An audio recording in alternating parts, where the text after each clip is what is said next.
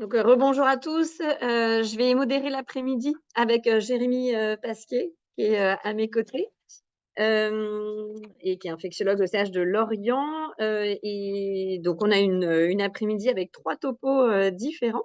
Et on va commencer avec le best-of en infectiologie. Et c'est Anne Coste et Pierre Danis qui vont nous faire une présentation en binôme, vraisemblablement. Je vous laisse la parole. Merci. Merci, bonjour. Je partage mon écran. Est-ce que vous voyez bien mon diaporama? Bon, très bien. Donc bonjour à tous, merci beaucoup de nous avoir invités pour ce best-of. On a essayé de sélectionner certains articles soit incontournables, soit tout du moins intéressants à vous présenter. Tout d'abord, les recommandations françaises parues en 2023 concernent surtout les infections articulaires avec la prise en charge des infections disco-vertébrales, celle des arthrites septiques et celle sur le pied diabétique. On a eu les recommandations également de la SFAR sur l'antibioprophylaxie et les recommandations faites en lien avec les infectiologues pédiatriques sur les infections pédiatriques. Les recommandations internationales ont porté sur la cryptococose, sur les endocardites infectieuses avec des nouveaux critères diagnostiques et des guidelines thérapeutiques que vous présentera un peu plus Pierre. Sur la prise en charge des pneumopathies communautaires, les recommandations européennes sur le VIH ont également été actualisées, en sachant qu'on attend les françaises pour l'année prochaine. Et des recommandations pour la première fois sur le traitement des abcès cérébraux ont été publiées par l'ECMID. Voilà les recommandations qu'on attend pour l'année prochaine en France sur les pneumopathies, la tuberculose, les IST, les administrations continues, mais également l'actualisation des recommandations sur le paludisme d'importation. L'Europe a également prévu d'actualiser ses infections à candida avec une première version déjà parue. Et le Conseil de santé publique actualisera ses recommandations sur la vaccination de l'immunodéprimé. Nous avons fait face cet hiver à une recrudescence des pneumopathies infectieuses. Celles-ci sont dues aux infections à Mycoplasma pneumoniae. Tous les âges ont été touchés, les jeunes mais également les plus âgés. Et nous avons vu pour la première fois depuis longtemps de nombreuses pneumopathies à mycoplasme également en réanimation. L'étude Mikado est actuellement en cours pour recueillir tous les cas français afin d'essayer de dégager certains axes thérapeutiques et notamment, vous savez que maintenant, selon les nouvelles recommandations, une durée de traitement de 7 jours est suffisante pour traiter les infections à mycoplasme. On a eu une petite inquiétude sur l'émergence de souches résistantes aux macrolides, mais il semblerait que ce taux de résistance soit resté à environ 2%, ce qui semble encore négligeable. L'Europe, mais également le monde entier, fait également face à une épidémie de rougeole. Nous avons, nous, eu surtout des cas concernant les nourrissons, avec, enfin à Brest en tout cas, un cas d'une patiente ayant voyagé en Roumanie, une jeune patiente de 9 mois, qui n'avait donc pas encore été vaccinée contre la rougeole et on a dû administrer des immunoglobulines à les autres enfants de la même crèche qui n'étaient pas encore vaccinés, qui avaient plus de 6 mois. Actuellement, on estime que 30 000 cas, enfin plus de 30 000 cas ont été diagnostiqués en Europe, ayant conduit à 21 000 hospitalisations. N'oubliez donc pas les vaccins et les immunoglobulines. Il y a également eu une épidémie de dengue qui est toujours en cours outre-mer, avec de nombreux cas en Guadeloupe, dont 9 décès. Il semblerait que cette épidémie soit plus forte que les années précédentes, peut-être parce qu'il y a eu un peu de bénéfices sur la dengue de l'infection à Zika. On ne sait pas trop, en tout cas. Effectivement, plus de cas au niveau mondial et je suis sûre que vous avez dû remarquer de nombreux cas de dengue rapportés chez les gens ayant voyagé. En France, l'été dernier, on a pu détecter 9 foyers de dingue autochtones, avec pour la première fois un foyer en région parisienne. Le moustique progresse. Concernant les mycobactéries, je vais vous présenter cet article paru dans le New England, un essai de non-infériorité comparant au traitement standard des tuberculoses sensibles à la rifampicine avec un traitement court de 8 semaines, un traitement court à base de 5 molécules, toujours une phase SOC d'isoniazide, pyrazinamide et ethambutol et l'inésolide, associés soit à la rifampicine, soit à la bédaquiline. Il y avait encore 2 autres bras dans l'étude, mais ils n'ont pas fait de statistiques là-dessus, je ne vous en parlerai pas. Les conclusions de l'étude ont été que le bras bédaquiline, l'inésolide, isoniazide, pyrazinamide et ethambutol était non inférieur au bras standard, contrairement au groupe avec la rifampicine. Attention, cependant, les auteurs n'ont pas considéré comme un échec la nécessité de retraiter les patients ou de prolonger le traitement. Tant qu'ils étaient guéris à 1 an et demi, ils considéraient que le traitement était un succès. Il y a eu quand même 17% des patients qui ont eu besoin d'un second traitement et 6,5% de switch. Voilà. Petite inquiétude cependant sur la bédaquiline. Cet article est paru ayant repris les données des souches issues de l'étude Probex et sur les 194 souches de l'étude Probex, 24, c'est-à-dire 16%, avaient au moins un isolat résistant à la bédaquiline. Il semblerait que ces résistances soient pour certaines apparues sur traitement, mais pour la plupart déjà existantes avant même l'instauration d'un traitement par bédaquiline chez des patients naïfs de tout traitement par bédaquiline préalable. Les auteurs ont également détecté 9 paires de patients avec des résistances génétiquement similaires, laissant penser qu'il y avait une transmission donc croisée de la résistance. Sur le plan mycologique, je vous parlerai très peu des nouvelles molécules. Le développement de la résafongine a eu un net progrès avec cette étude de non-infériorité, mais de phase 2, hein, donc avec un critère de non-infériorité de 20% sur la mortalité. Et donc la résafongine était comparée à la caspofungine dans le traitement des candidémies et candidoses invasives. Très peu de patients neutropéniques, seulement 3 à 5%. En tout cas, la mortalité à J30 était similaire dans les deux groupes, d'environ 19%. Et un petit signal en faveur de la résafongine, le délai avant obtention d'hémoculture négative était plus bref dans le groupe résafongine que caspofungine de manière significative. Un succès du coup encourageant. On attend du coup plus d'essais. Concernant le développement de l'amphotéricine nanocristal, qui est en fait une amphotéricine B administrable par voie orale, celle-ci a fait l'objet d'une étude d'un essai randomisé de phase 2 comparant, dans le traitement pardon, des cryptococcoses neuroméningées associées au VIH. L'administration d'AmphoB nanocristal associé au 5-FC et relayé par fluconazole a eu un succès comparable au traitement standard par amphotéricine B liposomale pendant une semaine associé au 5-FC relayé par fluconazole. Ceci dit, les auteurs ont noté également une diminution des effets secondaires attribués à l'administration d'amphotéricine B liposomale par voie intraveineuse, et notamment 2 fois moins de survenue d'anémie et 3 fois moins d'hypocalémie. Un succès donc encourageant. On attend encore plus de données avant de pouvoir utiliser cette molécule en pratique clinique. Petit signal vis-à-vis de l'isavuconazole, il semblerait qu'il faille doser l'isavuconazole, tout du moins chez les patients de réanimation. Jusqu'à 33% d'entre eux présentent un sous-dosage et 12% présentent carrément un sous-dosage inférieur à 1 mg par litre, où on ne peut pas espérer vraiment d'efficacité de cette molécule à ces concentrations. Notamment, les patients avec un IMC supérieur à 25 étaient plus susceptibles d'avoir un sous-dosage. Concernant le traitement le diagnostic des pneumocystoses, cette étude a permis de nous rassurer sur les performances diagnostiques du bêta-déglucane et notamment sa valeur prédictive négative en réanimation. Cependant, 50% des patients étaient immunodéprimés. On sait que les performances diagnostiques du bêta-déglucane sont meilleures dans cette population, mais 50% ne présentaient pas d'immunodépression. La valeur prédictive négative du bêta-déglucane était de 96%, très rassurant donc vis-à-vis de son utilisation. À noter que la valeur prédictive positive d'une PCR, qu'elle soit réalisée dans un crachat ou dans un lavage broncho-alvéolaire, était médiocre, hein, autour de 50 à 60%.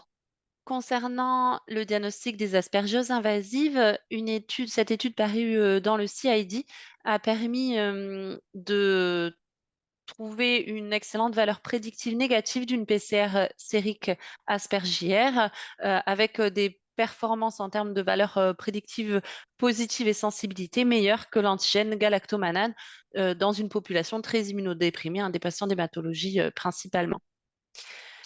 Les performances de la PCR aspergière ont été évaluées dans le LBA. Dans cette étude, ces performances étaient moins concluantes parce que les auteurs avaient 29% de leurs patients avec une PCR positive et un antigène galactomanane négatif dans le LBA et ils n'ont pas retrouvé de surmortalité dans cette sous-population ayant seulement une PCR positive, donc plutôt en faveur d'une colonisation aspergière et non pas d'une infection. Voilà. Est-ce qu'il faut établir un seuil de CT? Je ne sais pas. En tout cas, les auteurs ont trouvé une corrélation entre la valeur du CT et l'antigène galactomanane.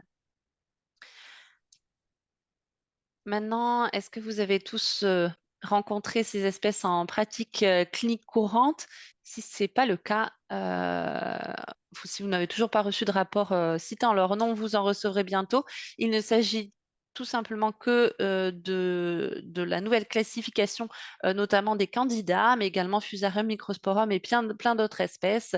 Nos collègues mycologues nous aident beaucoup pour interpréter cette nouvelle nomenclature et ont même poussé un coup de gueule dans les journaux scientifiques en réclamant aux taxonomistes de mieux gérer leur changement de nomenclature et notamment en essayant de garder des noms de genre suffisamment larges pour ne pas avoir à changer de genre tous les ans. Petit quiz maintenant. Voici à gauche les données d'une FOGD réalisée chez un patient de 32 ans présentant une douleur gastrique et une perte de poids depuis 15 jours seulement. Ce patient n'est pas VIH et l'examen clinique est normal, excepté une douleur épigastrique. Et on a à droite des lésions d'odynophagie, enfin des lésions pardon, de l'oropharynx associées à une odynophagie chez un homme de 40 ans, idem VIH négatif, et le reste de l'examen clinique parfaitement normal. Eh bien, il s'agit de nouvelles présentations de cette maladie qui ne cessera jamais de nous surprendre, la syphilis. Syphilis dont le taux d'incidence est estimé à plus de 7 pour 100 000 dans nos pays, enfin chez des pays voisins au nôtre, incidence qui est croissante évidemment en France également, tout comme les infections à chlamydia et à gonocoque. Euh, En France, on n'a pas trop à déplorer de cas de syphilis néonatale, mais il semblerait que dans les pays anglo-saxons, il commence à voir réapparaître ces formes graves de syphilis. Cette étude s'est intéressée à l'administration de doxycycline en post-exposition dans la prévention de toutes les IST, syphilis y compris, mais principalement pour prévenir les infections à gonocoque et chlamydia. Grand succès donc chez 500 patients inclus, dont 174 personnes vivant avec le VIH, des patients HSH ou transgenres ayant un antécédent d'IST depuis moins de 1 an. La doxycycline en monodose dans les 72 heures post-exposition a montré une réduction importante et très significative de l'incidence de toutes les IST, toutes confondues, mais également de toutes les IST testées en sous-groupe.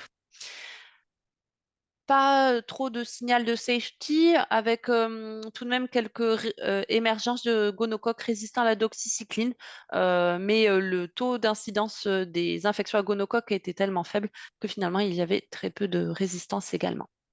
À la suite de cette étude, le CDC a publié des guidelines pour recommander la proposition d'un traitement par doxycycline en post-exposition chez tous les patients donc HSH ou transgenres avec un antécédent d'IST de moins de 1 an. Cela, c'était en octobre 2023. On n'a pas encore de retour sur le taux d'incidence des IST donc aux États-Unis. Concernant les nouveautés en virologie, à la suite de cette étude parue dans le Lancet en 2020, étude de petite envergure ayant inclus 90 patientes ayant fait une primo-infection par le CMV au cours de leur grossesse, dont la moitié a été traitée par placebo et l'autre par valacyclovir, et qui avait montré une diminution de la contamination donc, fétale par le CMV, enfin de l'infection fétale par le CMV sur la foi d'une amniosynthèse. Eh bien, on dispose maintenant de la suite logique de cet essai, ayant inclus 178 femmes enceintes ayant présenté une primo-infection à CMV au cours du premier trimestre de grossesse et ayant reçu dans les 9 semaines suivant la date présumée, estimée tout du moins, de la primo-infection du valacyclovir pendant 7 jours. Eh bien, dans cette étude, 7,9% des amniosynthèses étaient positifs à CMV, ce qui était bien plus faible que dans le groupe placebo de l'étude précédente, et une réduction d'incidence avec un odds ratio à 0,15. Ceci explique probablement pourquoi certains centres obstétricaux français ont fait le choix d'organiser une surveillance de la sérologie CMV chez les femmes enceintes en dépit des recommandations nationales françaises qui n'ont pas été actualisées depuis. Je ne pouvais pas parler, faire un topo sans parler du Covid. J'ai donc choisi de vous parler du plasma de convalescents avec cet essai qui montre que le plasma n'a absolument aucun intérêt chez les patients immunocompétents ayant cependant au moins un facteur de risque de Covid sévère et non oxygéno-requérants. Et pour vous parler maintenant de cette systématique review qui, elle, par contre, retrouve un intérêt de l'administration de plasma de convalescents chez les patients immunodéprimés. Dans CID, un viewpoint a été publié préconisant l'administration de plasma de convalescents chez les patients immunodéprimés présentant un COVID aigu, notamment ceux avec une immunodépression B, ou alors chez les patients présentant un COVID persistant, c'est-à-dire des symptômes prolongée de Covid avec une PCR restant positive au bout de plusieurs semaines. Bon, les auteurs ont bien précisé que malgré tout, ils ne savaient pas trop quelle dose il fallait mettre, à quel timing, et est-ce qu'il fallait répéter les doses s'il n'y avait pas d'amélioration une semaine. Voilà, il y a encore beaucoup de flou, mais un peu de perspective tout de même. Concernant les infections à VRS, l'essai Mélodie a été complété. 3000 nourrissons ont donc reçu des immunoglobulines par nirsevimab contre le RSV ou du placebo. Et on constate une nette diminution dans cet essai du taux d'incidence des infections à VRS, mais également du taux d'hospitalisation.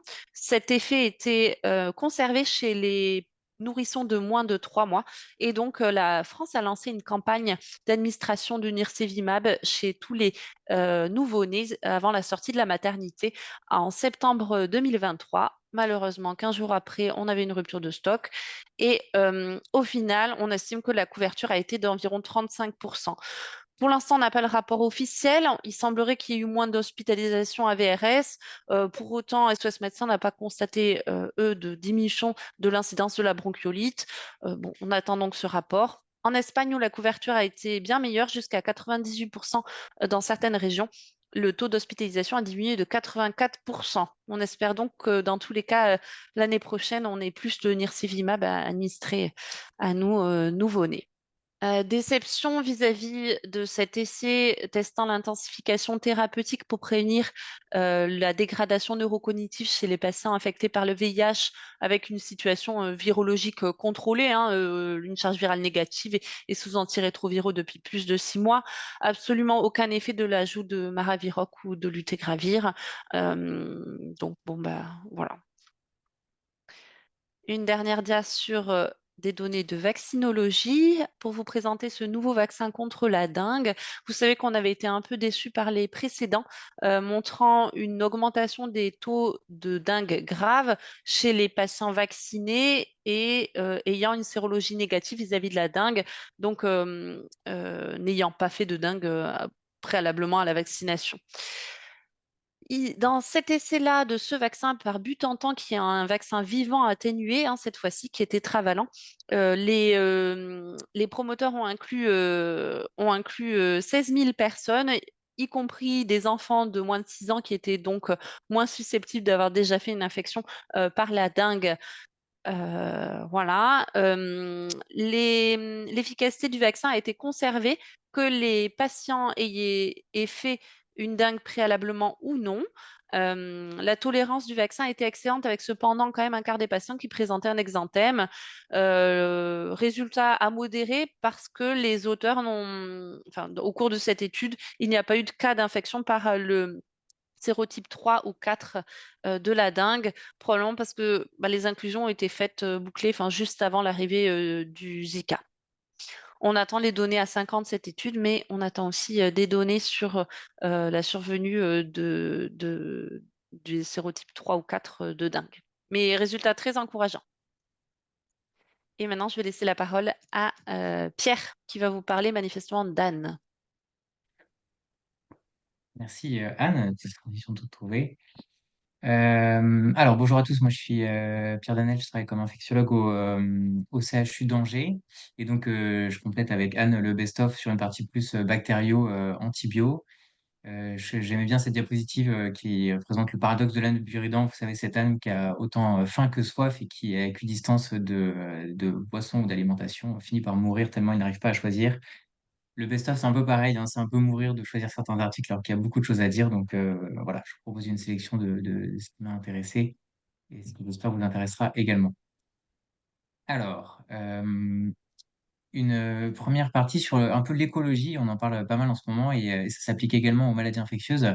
Vous savez que dans notre domaine, on a un impact environnemental sur la sélection d'antibiorésistance et la persistance des antibiotiques dans le milieu extérieur. Et cette étude française qui s'intéresse à prélever doser les antibiotiques à la fois dans les eaux d'évacuation, mais également dans les eaux de surface et les eaux profondes, et qui retrouve que certaines molécules sont à des taux significatifs, tellement significatifs que ça peut être une concentration qui peut sélectionner des résistances. Et donc, cette étude montre que pour les fluoroquinolones, mais également pour le trimétoprime, il y a cette capacité de persister dans l'environnement et sélectionner des résistances, donc peut-être à prendre en compte dans nos choix d'antibiothérapie, toujours dans cette politique un peu One Health. Et autres paramètres qu'on ne prend pas nécessairement en compte dans cet impact environnemental, mais c'est également l'empreinte carbone de nos prescriptions, parce qu'effectivement, chaque médicament que l'on donne, eh ben, il a été produit, il a été transporté, puis finalement administré. Tout ça, ça a un impact sur l'environnement, ça a une empreinte carbone. Donc, dans cette idée d'empreinte carbone, il y a ce bel essai qui a été publié dans le BJA, qui s'intéresse à comparer l'impact carbone du paracétamol en Péros versus en IV, que ce soit dans un sachet plastique ou dans du verre. Donc une étude qui a été réalisée dans 3 pays, USA, Royaume-Uni et Australie, et qui se sont demandé juste l'indication en périopératoire des patients, ceux qui reçoivent de l'IV et ceux qui reçoivent de Péros. On se rend compte que 80% des patients qui reçoivent du paracétamol, ce qui est une grande majorité, le reçoivent en IV, alors que ça pourrait être fait en Péros, parce que dans certains hôpitaux, c'est quasiment que exclusivement en Péros. Et après, ils ont regardé. Et en fait, l'impact carbone du paracétamol IV est 12 à 70 fois plus polluant que lorsqu'il est administré en comprimé, et surtout pour le verre qui est particulièrement polluant. Par ailleurs, vous savez que c'est aussi beaucoup plus cher, et donc finalement, on pourrait faire d'énormes économies financières, mais également sur le climat en relayant en Péros le paracétamol. Et eux ont montré que pour cette simple indication du paracétamol en périopératoire, on pourrait diminuer de plusieurs milliers de tonnes d'émissions de CO2 sur une année. Donc, il y a du progrès à faire. En fait, cette étude, elle était tellement illustrative que d'autres s'en sont saisis, notamment cet édito dans le BMJ qui dit mais que voilà, il n'y a pas que le paracétamol qu'on pourrait administrer Péros, il y a plein d'autres molécules et nous, en maladie infectieuse, on est bien placé pour le savoir qu'il y a plein d'antibiotiques qui s'absorbent aussi bien en IV qu'en Péros qu'en IV. Et par ailleurs, l'IV a plein d'inconvénients qui sont liés au risque infectieux, au matériel d'administration nécessaire. Ça peut prolonger l'hospitalisation. Et ben voilà, il y a cette nouvelle donnée en plus que il y a un impact également sur l'environnement d'administrer IV. Donc, bien penser quand on peut relayer Péros. Et je profite de la transition pour parler de l'essai Sabato. Je ne sais pas si vous avez entendu parler de cette étude qui vise à savoir est-ce qu'on peut relayer dans une bactériémie à Staph aureus, est-ce qu'on peut passer de 7 jours, de 14 jours de traitement IV à faire un relais oral en cours de traitement. Et donc, les patients recevaient dans l'essai 7 jours de traitement, puis après étaient randomisés dans le bras Péros ou IV. donc essai multinational de grande ampleur. Et en fait, malheureusement, il y a eu énormément d'inclusion pour finalement 200 randomisés finalement, avec 4 800 patients qui étaient jugés inéligibles car ils ne répondaient pas aux critères d'éligibilité. Donc ça interroge quand même sur à qui s'appliquent les résultats de cette étude, mais n'empêche qu'ils ont pu inclure quand même 200 patients. Et donc, pour le coup, pour ce qui est de la non-infériorité sur le critère de jugement principal, elle est atteinte. Le relais oral est satisfaisant, sous réserve à qui s'applique l'étude. J'ai trouvé intéressant cette étude publiée dans CMI, donc beaucoup moins ambitieuse, mais une étude monocentrique rétrospective, mais paradoxalement avec le même nombre de patients, qui compare justement le relais oral ou pas avec un score de propension, alors qui est probablement un peu biaisé parce que c'est forcément du rétrospectif, mais qui retrouve une équivalence des deux thérapies. Donc voilà, petit à petit, les données s'accumulent quand même pour envisager ce relais oral dans la bactériémie à Staph aureus, mais peut-être que d'autres données sont encore nécessaires. Alors, qu'est-ce qu'il y a eu d'autre comme essai sur la bactériémie à Staph aureus? Il y a cet essai dans Nature qui s'interroge à est-ce que l'ajout de la phosphomycine peut avoir un intérêt en plus de la cloxacilline? Vous voyez sur le graphique que la réponse est clairement non. Il n'y a pas de bénéfice attendu à rajouter de la phosphomycine. Je ne m'étends pas. Et peut-être avez-vous vu passer également cette étude dans le New England qui compare cette fois-ci dans la bactériémie compliquée à Staph aureus la daptomycine au ceftobiprole, qui est cette céphalosporine censée être active sur le SARM. Donc étude intéressante, bien menée, de grande ampleur avec dans les donc 200 patients dans chaque bras et une non-infériorité qui est atteinte pour le ceftobiprole comparé à la daptomycine. Alors, il faut savoir que c'est quand même un essai subventionné par l'industrie pharmaceutique et il y a quand même quelques limites à l'étude qui limitent un peu euh, l'extrapolation des résultats. Notamment, la daptomycine a été administrée à 6 mg kg contre 10 mg kg normalement attendu. Il n'y avait que 24% de SARM dans l'étude. Et on parle de bactériémie compliquée, mais quand on regarde bien les chiffres, elles n'étaient pas réellement compliquées, ce qui explique d'ailleurs qu'il y a un bon taux de succès. Voilà. Mais ça fait quand même des données intéressantes avec la méthodologie d'un essai randomisé, donc ça paraît pertinent. Alors, la bactériémie à Staph aureus, en fait, on en parle, mais les pratiques ne sont pas complètement homogènes. Et cette étude, elle est intéressante. En fait, c'est une enquête réalisée sur 2000 praticiens de 6 continents qui s'intéressent à savoir qu'est-ce que font les praticiens globalement.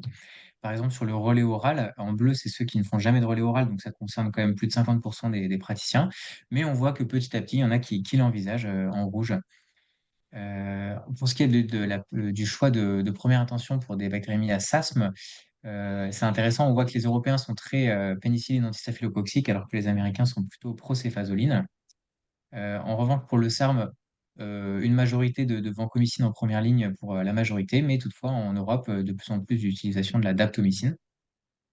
Et est-ce qu'on met de la rifampicine en cas d'infection matérielle?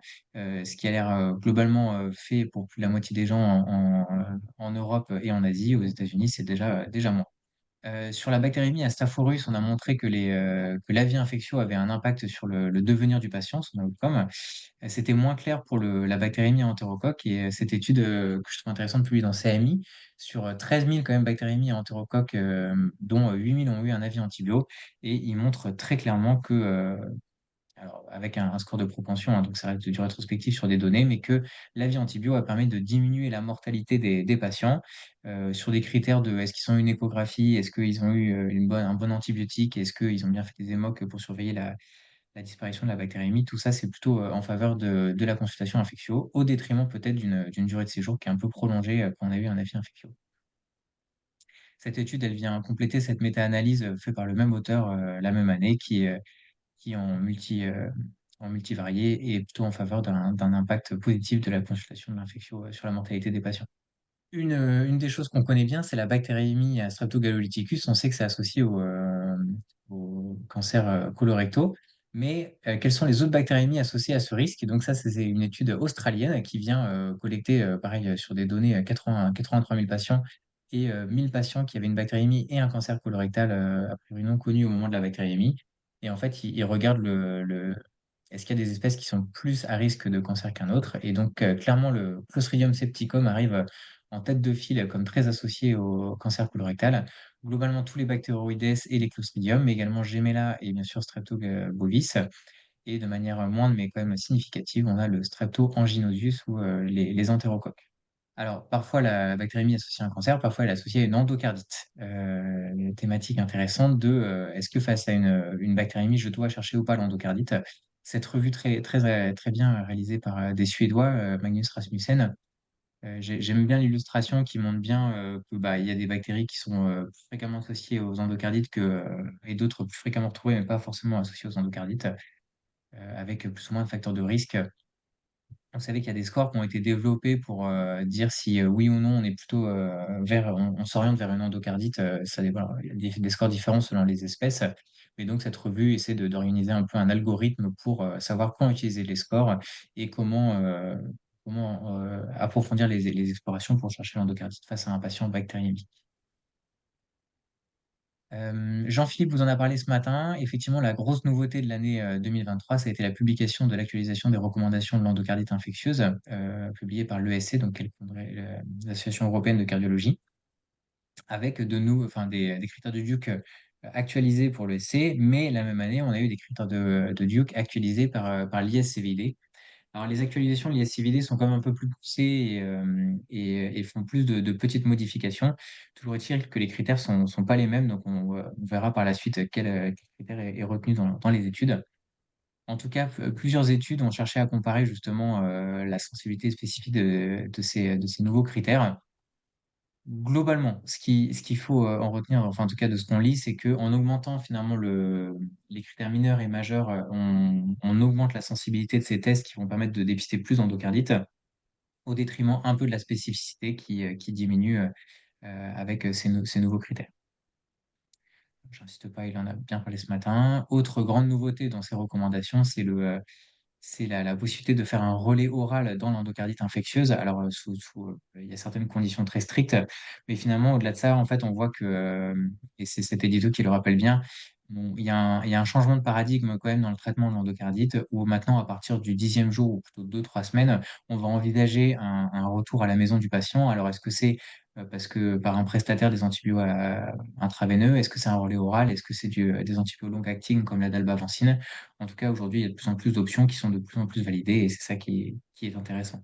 Je partage la remarque qui a été faite ce matin sur le fait que ces recommandations sont quand même très axées chirurgiens et cardiologues et moins microbio infectieux. Et d'ailleurs, une nouveauté un peu cardio-chirurgicale, c'est que faire des endocardites du cœur droit. Donc là, il y a beaucoup plus de détails. Et notamment, ils ouvrent la perspective à cette nouvelle technique qui serait en fait d'aspirer la végétation sur une valve tricuspide chez un patient qui utilise des drogues injectables ou alors sur un dispositif intracardiaque où il y a une grosse végétation et que le patient il peut être difficilement opérable.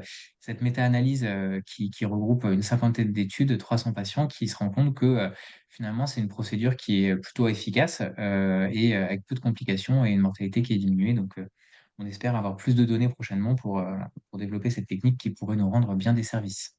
En parlant de retirer le pacemaker, parce que c'est pas toujours simple, je ne sais pas si vous aviez vu cette étude publiée dans le JACC cette année, où c'est une étude sur données de dossiers, 25 000 personnes qui avaient une endocardite et un pacemaker, sans qu'on ait la certitude qu'il y ait une endocardite sur les sondes de pacemaker. Est-ce que parmi ces patients, seuls 12% ont eu un retrait du pacemaker, alors que normalement c'est indiqué pour tous les patients? Et on voit clairement que le retrait du pacemaker est associé à une diminution de la mortalité. Donc voilà, ça c'est encore un édito qui dit mais comment est-ce qu'on peut faire pour retirer plus de pacemakers parce que 12% c'est pas satisfaisant. Donc il réfléchit un peu aux limites, des craintes qu'on pourrait avoir du retrait alors qu'il y a quand même un bénéfice clinique qui est de moins en moins discuté.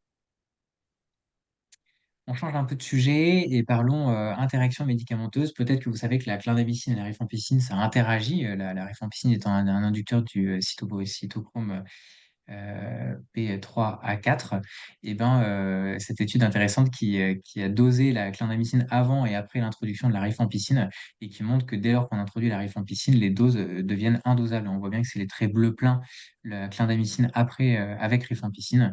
Donc méfiance si vous deviez mettre ces deux molécules ensemble à bien doser. Et ça, c'est une autre étude française qui justement a fait un modèle de Monte-Carlo de quelle dose il faudrait de clindamycine pour avoir des doses convenables et il conclut qu'il faudrait 4200 mg IVSE par jour pour avoir une bonne dose de clindamycine avec cette association. Je vais accélérer un peu parce que je vois que l'heure tourne. Une revue très intéressante sur la pharmacodynamie des bêta-lactamines avec plein d'éléments, si vous ne maîtrisez pas, ils sont très bien détaillés. Alors, est-ce que la rifampicine peut quand même avoir un intérêt dans les infections de prothèses? Eh ben, la réponse est si en cas de changement de prothèse, c'est une étude rétrospective, et ben, plutôt en cas d'infection chronique et qu'on utilise une stratégie de changement en 2 temps. Voilà, là, il y a un bénéfice qui a l'air assez important, mais dans l'autre cas, il est moins évident. Et pour ce qui est de l'utilisation d'air où on laisse en fait le matériel en place après l'avoir lavé, là, pour le coup, la rifampicine a vraiment un intérêt dans cette méta-analyse. Une autre méta-analyse qui s'intéresse aux infections à Stenotrophomonas maltophilia. Le Forest Chart parle de lui-même. A priori, les fluoroquinolones sont mieux que le Bactrim dans le traitement de ces infections en monothérapie. Anne vous a parlé des différentes épidémies qu'il y a eu récemment. Vous savez on a eu l'impression qu'il y a eu plus d'infections invasives à Strepto A après le Covid. Et donc, cette étude de réanimation française le montre bien, qu'il y a une incidence qui a été multipliée par 5 dans les services de réa avec beaucoup plus de chocs toxiniques. Et ils montrent dans cette étude qu'il y a eu plus d'utilisation de la Clinda et du linezolide en association en post-Covid avec un outcome plutôt en faveur de l'usage d'un clindamycine sur la mortalité. Alors, est-ce qu'il faut mettre du Clinda ou de la Clinda ou du linezolide en plus en cas d'infection invasive à Streptoa? Le débat reste entier. En tout cas, si la Clinda était un peu indétrônable avec un bénéfice a priori attendu sur la mortalité en cas d'infection grave, bah, le problème de la clindamycine, vous le connaissez, c'est qu'il y a des résistances qui se développent et du coup, ça peut ne pas toujours être efficace en communautaire.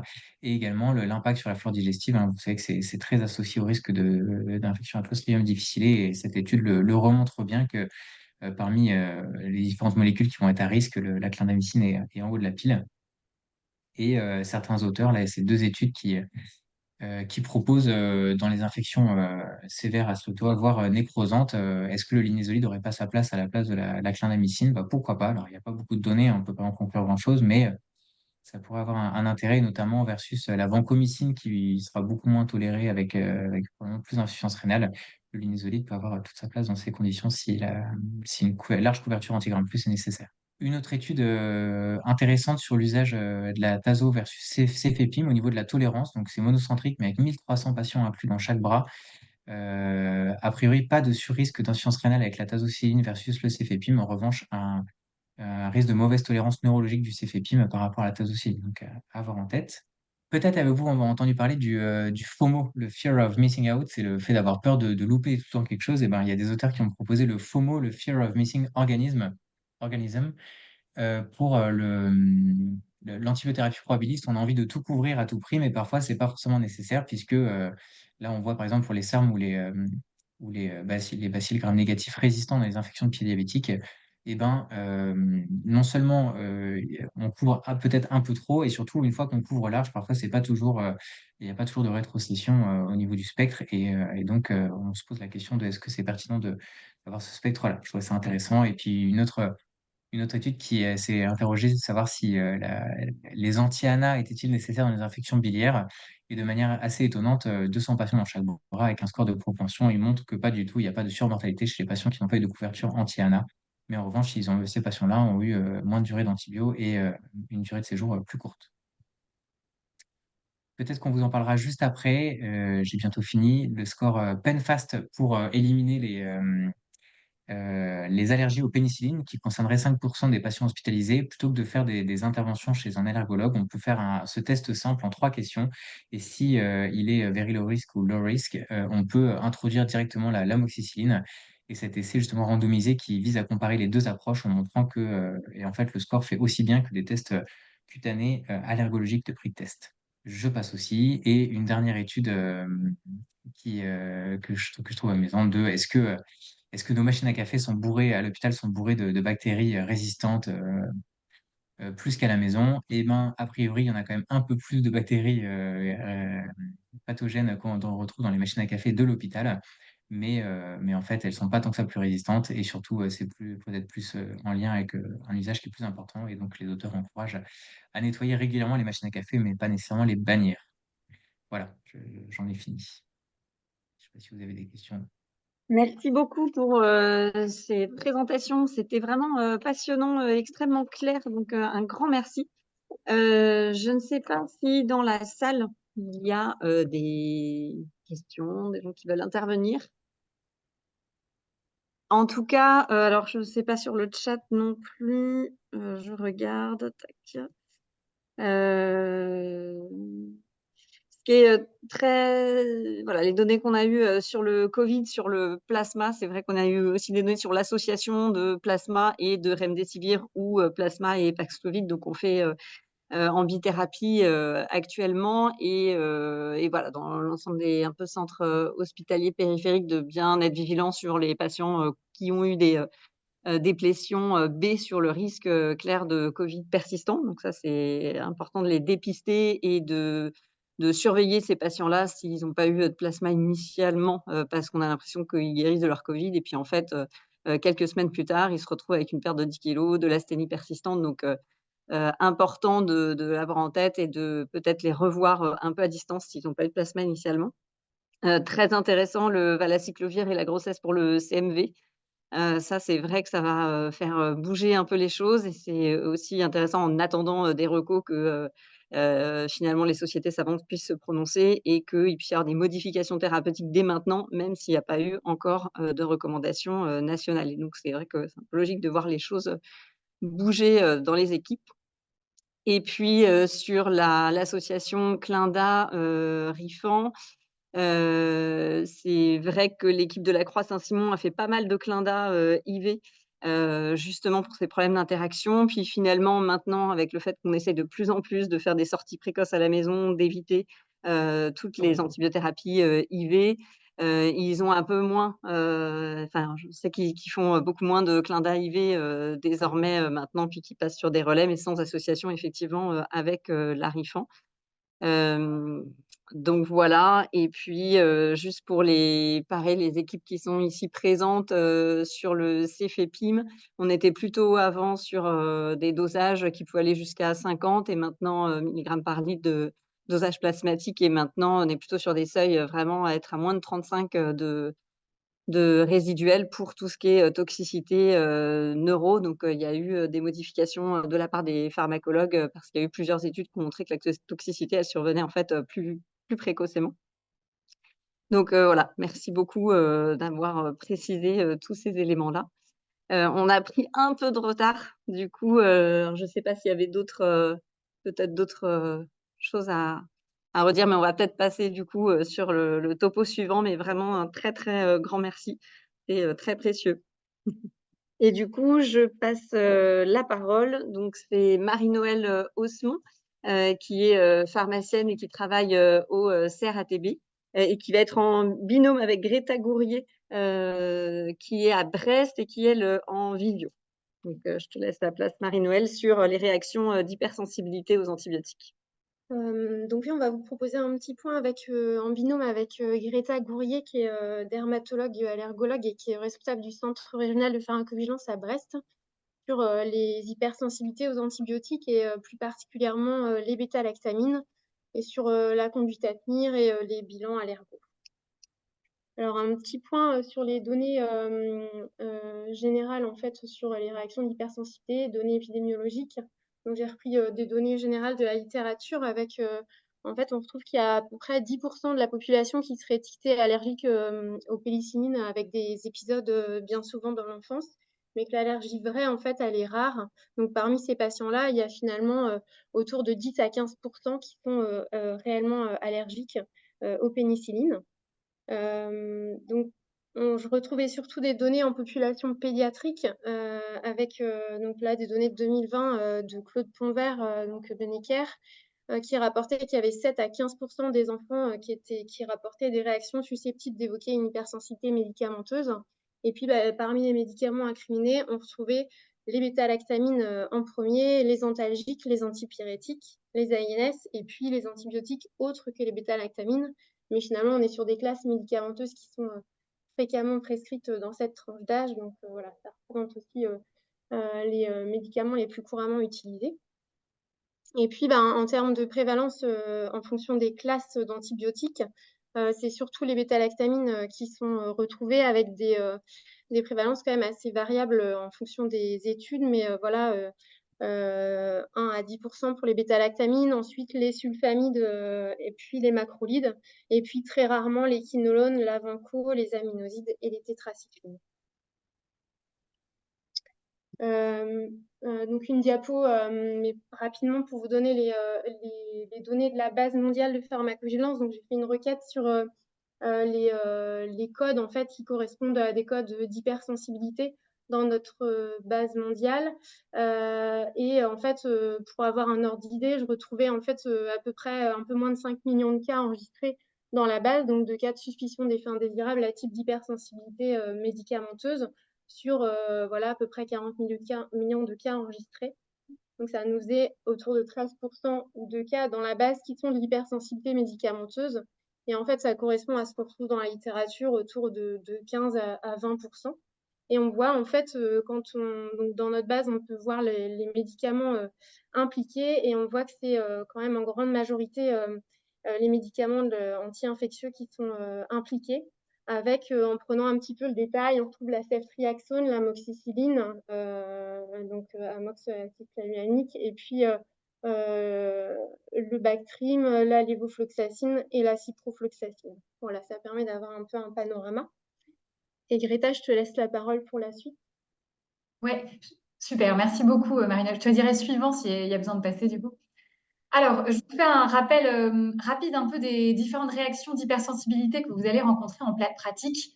Alors, en fait, je vais vous présenter globalement les 4 types de la classification là, de Gallicums qui sont classiquement décrits et que vous allez le plus souvent rencontrer.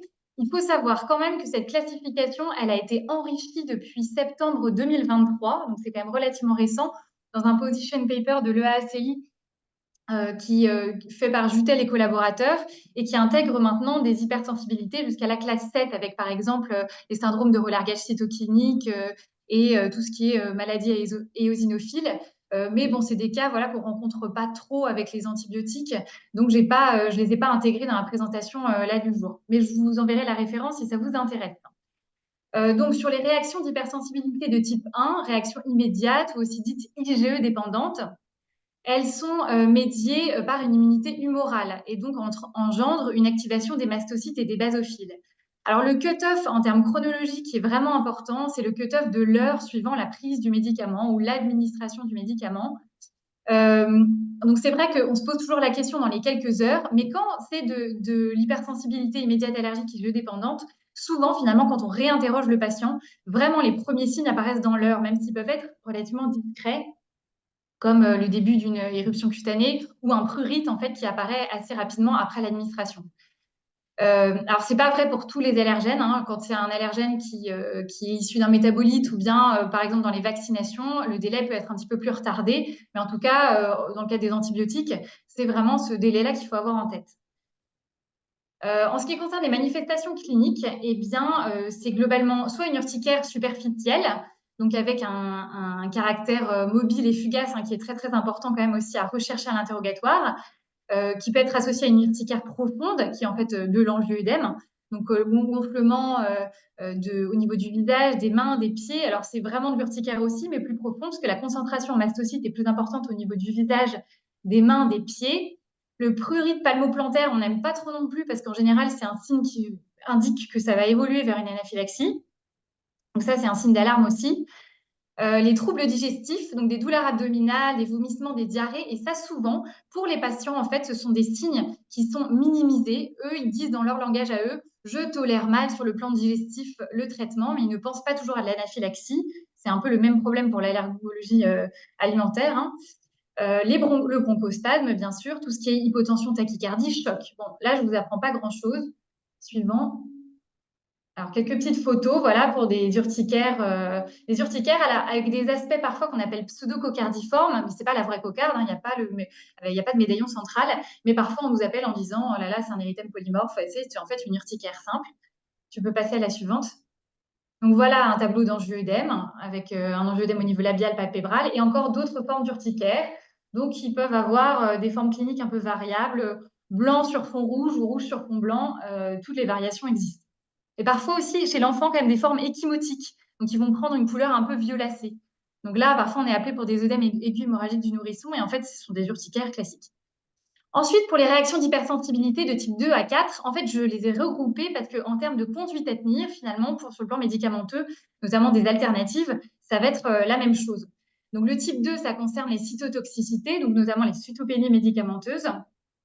Les types 3, les complexes humains, donc ça va, tout ce qui est lié aux complexes humains, donc ça va inclure la maladie férique, les pneumopathies d'hypersensibilité, les phénomènes d'Artus, qui sont là plus volontiers en fait des phénomènes d'hypersensibilité locale assez larges au point d'injection, et puis les vascularites médicamenteuses. Et enfin, le type 4 que vous connaissez aussi bien, j'imagine, qui sont médiés par un mécanisme cellulaire, qui sont les toxidermies. Alors des toxidermies bénignes comme l'exanthème maculopapuleux, mais aussi des toxidermies sévères comme les nécrolyses épidermiques toxiques avec le spectre du Lyell-Steven-Johnson, les pustuloses exanthématiques aiguës généralisées, le DRESS, les érythèmes pigmentés fixes diffus, etc. Et là, le délai, il est très variable en fonction des toxidermies. Ça va de 1 jour à plusieurs semaines. Alors là, on a une photo d'exanthème maculopapuleux, par exemple. Tu peux passer. Donc là, une photo d'un Lyell avec le décollement très important. Tu peux passer. Là, ce sont des photos d'un DRESS syndrome, donc avec ce caractère vraiment très infiltré, avec souvent aussi une atteinte de la face, des adénopathies et bien sûr des atteintes viscérales qu'on va revoir un peu, qui sont assez caractéristiques. Tu peux passer. Et là, une pustulose exanthématique aiguë généralisée avec les micropustules, là, qui sont plus volontiers localisées au niveau des plis, qui sont aussi assez classiques, et là, qui vraiment apparaissent dans un délai court. En général, c'est moins de 48 heures après l'introduction du traitement. Tu peux passer. Alors là, maintenant, on va voir en fait les conduites à tenir en fonction s'il s'agit d'une réaction d'hypersensibilité à une pénicilline ou à une céphalosporine. Donc pour le type 1, l'allergie IgE médiée avérée, donc, ou en cas de réaction antérieure sans précision clinique de la part du patient et de médecin traitant, c'est-à-dire que finalement, on ne sait pas du tout ce qui s'est passé. Si on est face à la réaction, qu'elle a lieu là, et que donc on peut faire des choses particulières, il ne faut pas oublier de doser la tryptase, qui est hélas trop souvent encore oubliée. Et le dosage de la tryptase, ce n'est pas tout de suite au moment de la réaction, c'est dans les 30 minutes à 2 heures. On va revenir un petit peu sur le dosage, mais il faut quand même bien y penser. On peut aussi, dès la survenue de la réaction, doser les IgE spécifiques quand on suspecte le fait que les bêta-lactamines soient incriminées. Donc là, on a 5 dosages d'IgE spécifiques qui sont possibles. On a l'amoxicilline, ampicilline, céphaclor, pénigé, pénivé. Donc je vous ai mis les petits codes en fait qu'il faut indiquer sur l'ordonnance ou sur le bon de prescription. Alors ces IgE spécifiques, c'est intéressant si elles sont positives, parce que là, on va se dire qu'il y a une forte probabilité pour que ce soit, voire une quasi-certitude, pour que ce soit les pénicillines qui soient impliquées. Par contre, si c'est négatif, on ne peut pas dire que les bêta-lactamines ne sont pas impliquées non plus. Donc, par contre, quand il y a beaucoup de traitements qui sont impliqués, par exemple chez des patients de réa, etc., c'est quand même très utile parce que si elles sont positives, on peut se dire qu'on peut se permettre de réintroduire d'autres médicaments. Voilà. Alors oui, petit rappel aussi, il n'y a pas nécessité pour ces patients qui ont des anaphylaxies, des allergies IgE dépendantes aux médicaments, qui repartent de chez eux avec une trousse d'urgence, parce qu'ils n'ont pas de risque de rencontrer par hasard le médicament. On les voit de temps en temps avec des trousses d'urgence, mais c'est pas nécessaire. À la toute petite juste limite par rapport à ça, il faut quand même bien rechercher des anaphylaxies au venin d'hyménoptère associés, parce qu'il y a une partie de ces patients qui finalement ont des désordres mastocytaires sous-jacents et qui ont potentiellement déjà fait des réactions au venin d'hyménoptère qui n'ont pas forcément mentionné au profil de soins. Donc, c'est les seules choses à rechercher. Et là, il faut une trousse d'urgence. Tu peux passer à la suivante. Alors, donc, dans ces cas-là, donc allergie IgE médiée ou réaction antérieure sans précision du tout, qu'est-ce qu'on peut utiliser en alternative? Parce qu'il faut bien traiter le patient souvent. Donc, on peut utiliser des carbapénem ou de l'astréonam, bien sûr des antibiotiques de familles différentes, ou alors, s'il y a nécessité, utilisation de céphalosporine de 3e, 4e ou 5e génération en utilisant un test de provocation orale. Je vais expliquer ce que c'est. Donc ça, en général, c'est vrai qu'on recommande de demander un avis allergologique pour le test de provocation orale. Mais en cas de nécessité, en fait, si c'est en cas d'urgence ou qu'il faut vraiment une alternative urgente, ça peut être utilisé par les services tout aussi bien. Ça, juste ces recommandations, elles sont basées sur les recommandations du JACIP, le Journal of Allergology and Clinical Immunology in Practice de 2020. C'était des recommandations relativement récentes. Alors, quand même, cette réintroduction, c'est souhaitable de la faire en milieu hospitalier avec un chariot d'urgence à proximité. Bon, ça dépend toujours un peu du grade. Quand c'est de grade 1, ça peut bien sûr être réalisé en ambulatoire. Par contre, à partir du grade 2, on recommande de faire le test de provocation orale ou la réintroduction, si on peut faire une réintroduction d'emblée, en milieu hospitalier. Sachant qu'il y a quand même des risques de réaction croisée en cas d'allergie type 1 aux pénicillines, c'est toujours ce qui nous embête un peu. Pour les carbapénem, c'est relativement rare, 1%. Donc les recommandations du JACIP nous disent OK, pour 1%, c'est OK de réintroduire les carbapénem. Moi, j'introduis une petite limite sur un avis personnel qui est que pour les anaphylaxies de grade 3 ou 4, quand il y a eu un choc réfractaire, un arrêt cardiaque, etc., il faut quand même bien évaluer la balance bénéfice-risque.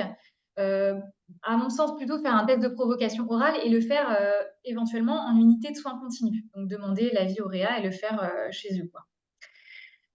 Pour les C3G et les C4G, il y a un risque de croisement de 3%, et pour les C1G et C2G, mais du coup, la réintro n'est pas recommandée là, de 7 à 10%, donc un risque quand même beaucoup plus important. Tu peux passer à la suivante. Alors, s'il n'y a pas de... Attends, reviens en arrière, je vais dire juste un mot des inductions de tolérance. Si on est dans des cas où il y a des bactéries hautement résistantes, ou voilà, des cas vraiment très particuliers, en général des cas d'hospitalisation, où il n'y a pas d'alternative aux médicaments ayant causé l'allergie, et après un avis allergologique, on peut administrer le médicament en protocole d'induction de tolérance. Donc ça, c'est des protocoles très spécifiques qui marchent très bien dans les hypersensibilités immédiates IgE dépendantes, où on introduit le médicament à très petite dose, avec des intervalles de 15 minutes, etc. Souvent, ça marche très bien, ça permet au patient d'avoir son traitement. La seule limite, mais on n'a pas beaucoup, voire quasiment pas d'études là-dessus, c'est pour tout ce qui est pharmacocinétique et pharmacodynamique. En ce qui concerne ces protocoles d'induction de tolérance-là, on a potentiellement une perte d'efficacité qui est mal évaluée en fait sur les médicaments. Je pense à des antibiotiques concentration dépendants ou AUC dépendants. On ne sait pas trop en fait ce qu'il advient sur ces protocoles d'induction de tolérance. Mais si on n'a pas d'alternative, de toute façon, entre la peste et le choléra, on peut toujours tenter. Voilà. Diapo suivante. Alors, pour les hypersensibilités de type 2 à 4, tous ceux que j'ai cités tout à l'heure, dans les recos, ils recitent bien la maladie sérique, les nécrolyses épidermiques toxiques, les néphrites interstitielles aiguës, les DRET, les anémies hémolytiques et les fièvres médicamenteuses, suivant. Et là, hélas, il est nécessaire d'éviter toute la classe des bêta-lactamines. Alors, seule exception, c'est pour les maladies sériques où là, on peut réintroduire des C3G. Mais en fait, on est toujours un petit peu embêté dans ces hypersensibilités-là. On a un risque de réaction croisée qui est plus important. Et donc, on n'est pas très relax pour remettre des bêta-lactamines. Alors, on va revoir, il existe quelques protocoles d'induction de tolérance, mais qui fonctionnent quand même globalement moins bien que pour les réactions IgE dépendantes. Donc là, il faut faire des tests et réintroduire des alternatives éventuellement. Voilà. Tu peux passer à la suivante. Alors, quel bilan complémentaire faire dans les toxidermies? Dans tous les cas, n'importe quelle toxidermie, on fait toujours NFS plaquettes, bilan hépatique, un bilan rénal avec une bandelette urinaire et puis une biopsie cutanée. Pour les exanthèmes maculopapuleux, alors là, finalement, comme c'est une toxidermie non sévère, on n'évalue pas trop finalement le retentissement. Alors, il peut y avoir quand même des exanthèmes maculopapuleux avec des atteintes d'organes, notamment des insuffisances rénales. On appelle ça les exanthèmes maculopapuleux sévères. Donc là, se pose quand même la question de passer plutôt du côté des réactions sévères. Mais c'est surtout pour rechercher des diagnostics différentiels, notamment des causes infectieuses qui expliqueraient cet exanthème maculopapuleux. Ce qui est recommandé, c'est une séro-VIH avec antigène MIP24, une sérologie EBV, une sérologie, une PCR parvo-B19. En cas de symptômes pulmonaires et de catarrhée oculonasale chez un sujet qui est non vacciné ou qui a un schéma incomplet, faire des sérologies et des PCR salivaires rougeole. Et en cas d'association à des vésicules palmoplantaires et ou buccales, mais souvent, du coup, on évoque le diagnostic cliniquement, c'est de faire des PCR entérovirus. Tu peux passer à la suivante.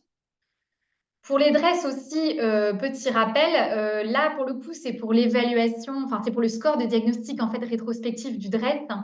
Et puis là aussi, éventuellement, pour recherche de diagnostic différentiel, on fait les PCR HHV6, EBV, CMV, les sérologies des hépatites, des PCR mycoplasme chlamydia, des émocs, évidemment, sédiments urinaires et protéinuries, tout ce qui est CP4 OPO, donc ça, c'est vraiment pour les atteintes d'organes, LDH, ferritinémie, triglycéridémie, notamment aussi parce que ça peut se compliquer de syndrome d'activation mastocytaire, une glycémie, une hypasémie, des facteurs antinucléaires, la biopsie des adénopathies. Alors ça, c'est vraiment optionnel, mais c'est si le tableau d'adénopathie associé est majeur. Et puis éventuellement tout autre examen pour évaluer les atteintes d'organes. Il peut y avoir aussi des atteintes pulmonaires notamment. Voilà, tu peux passer à la suivante. Alors, en cas de réaction mineure, donc ce qu'on entend par rash mineure, c'est les éruptions cutanées transitoires non urticariennes, ou en cas d'exanthème maculopapuleux sans critère de sévérité, je précise, ou en cas de réaction inconnue, mais de patients rapportant une absence d'atteinte muqueuse, pas de desquamation cutanée, pas d'atteinte d'organes, pas de nécessité d'évaluation médicale. Et bien dans ce cas-là, le protocole de réintroduction est un peu allégé. On considère, enfin les auteurs des recommandations la considèrent qu'on peut utiliser une céphalosporine au dosage habituel, ou des carbapénèmes ou d'autres familles antibiotiques, ou une pénicilline en utilisant un test de provocation orale. Voilà. Maintenant, on passe de l'autre côté de la lorgnette si la réaction initiale est liée à une céphalosporine. Donc là, en fait, c'est le même cadre. Si c'est un type 1 ou une réaction antérieure sans précision clinique de la part du patient ou du médecin, je peux passer à la suivante. Là, ça va varier un petit peu si c'est une réaction à une C3G ou une C4G ou une C1G ou une C2G. Dans les deux cas, de toute façon, on peut utiliser les carbapénèmes. On peut utiliser aussi d'autres antibiotiques, bien sûr, de familles différentes, si jamais c'est pertinent dans la situation infectiologique. Je peux passer à la suivante. Si c'est une réaction à une C3G, une C4G, on peut utiliser une céphalosporine, en fait, C3G, 4G, 5G, avec une chaîne latérale différente, mais en faisant un test de provocation orale. Et si c'est une C1G ou C2G, une pénie ou une céphalosporine à chaîne latérale différente, là aussi avec un test de provocation orale. On va en reparler du test de provocation orale, comme on le fait. C'est assez simple, en fait. Et pour les hypersensibilités retardées, là, c'est exactement la même chose que tout à l'heure. Il faut éviter toute la classe des bêta-lactamines. Et là, on n'a même pas possibilité de réintroduire une bêta-lactamine pour les maladies flériques. Tu peux passer à la suivante. Et donc là, pour pareil, tout ce qui est rash mineur, exanthème maculopapuleux, on recommande d'utiliser une céphalosporine de génération différente et de chaînes latérales différentes. Donc ça, on va voir, il y a des petits tableaux qui nous permettent de retrouver ces céphalosporines de chaînes latérales différentes. Ou alors utiliser des carbapénèmes ou une autre famille d'antibiotiques ou une pénicilline avec test de provocation orale. Bon, tout ça est assez dense, mais on vous enverra un tableau de synthèse de tout ça. Tu veux passer à la suivante?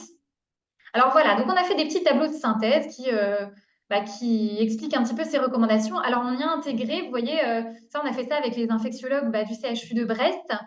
J'ai fait une version aussi avec parcours de soins en fait vierge qui peut être rempli en fait par chaque CH ou chaque structure en local pour adapter au mieux aux structures d'allergologie et au CRPV référents autour de chez lui. Et donc, on a diffusé d'autres services au CHU et puis aussi au service d'infectiologie de Quimper. Donc, on vous enverra ça peut-être après la journée de formation si ça vous intéresse. Et donc, il y a ce type de tableau, vous voyez, qui recoupe en fait les céphalosporines et puis les pénicillines et qui permettent de dire, là, il y a vraiment une chaîne latérale identique ou une chaîne latérale proche et donc il faut éviter de les associer. Voilà. Par contre, tout ce qui est en blanc, là, c'est que c'est OK. On peut éventuellement remplacer en substitution par cette molécule-là. Tu peux passer à la suivante. Alors, un petit mot quand même du dosage de tryptase, parce que ça, c'est vrai que c'est souvent pas bien fait. Donc là, on voit sur cette courbe empruntée à Thermo Fisher, merci à eux, que finalement, le taux de tryptase, il va commencer à augmenter à peu près vers 30 minutes après le début des premiers symptômes.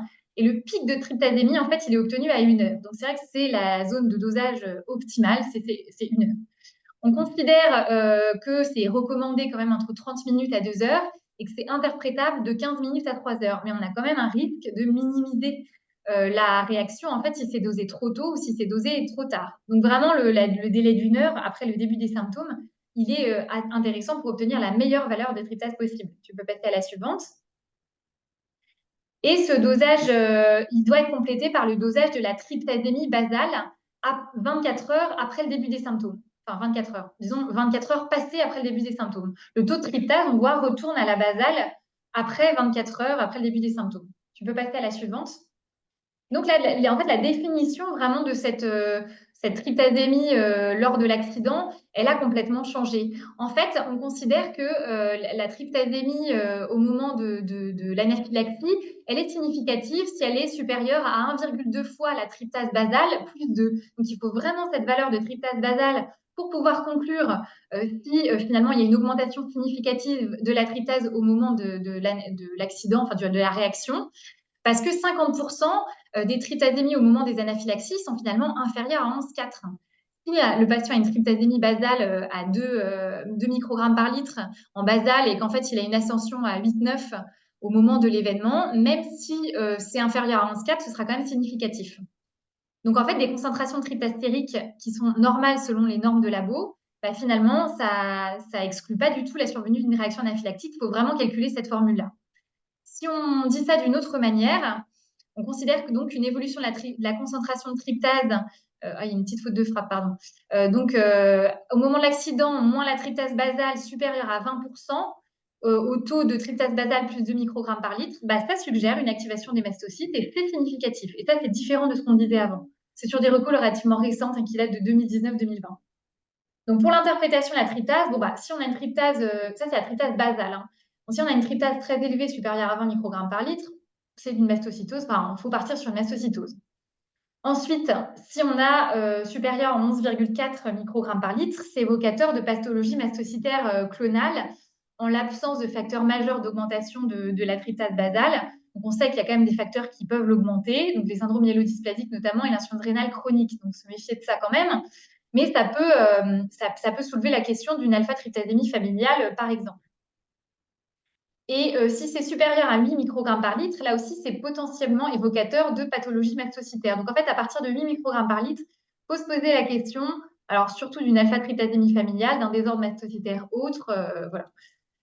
Et au-dessus de 6,5, c'est la zone grise. Et donc ça, on cherche des red flags, donc qui sont de deux types, soit les antécédents familiaux, soit, tu peux passer à la suivante, soit une histoire clinique ou un examen clinique évocateur de pathologie mastocytaire.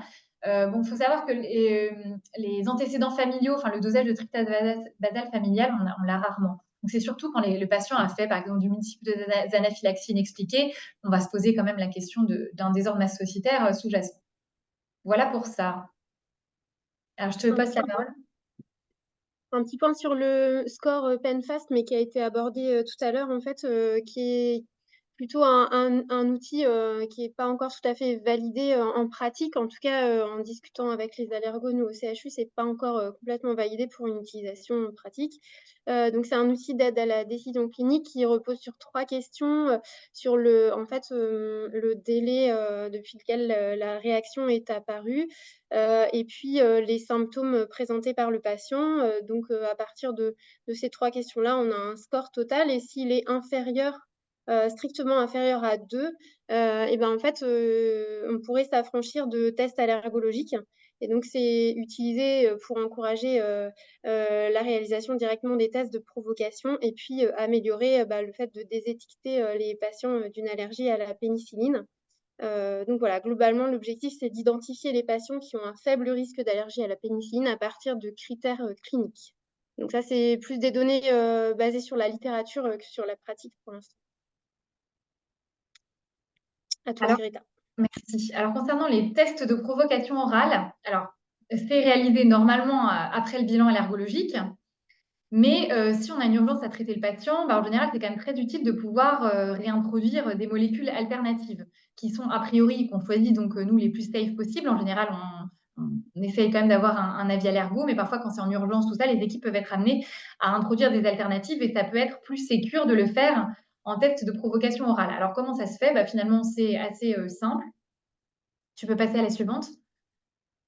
Pour les réactions à faible risque, donc des réactions non graves de plus de 6 heures, alors en exclusion bien sûr justement des toxidermies sévères, mais là on fait un test avec au départ 1/10 de la dose, puis ensuite 30 minutes plus tard une pleine dose.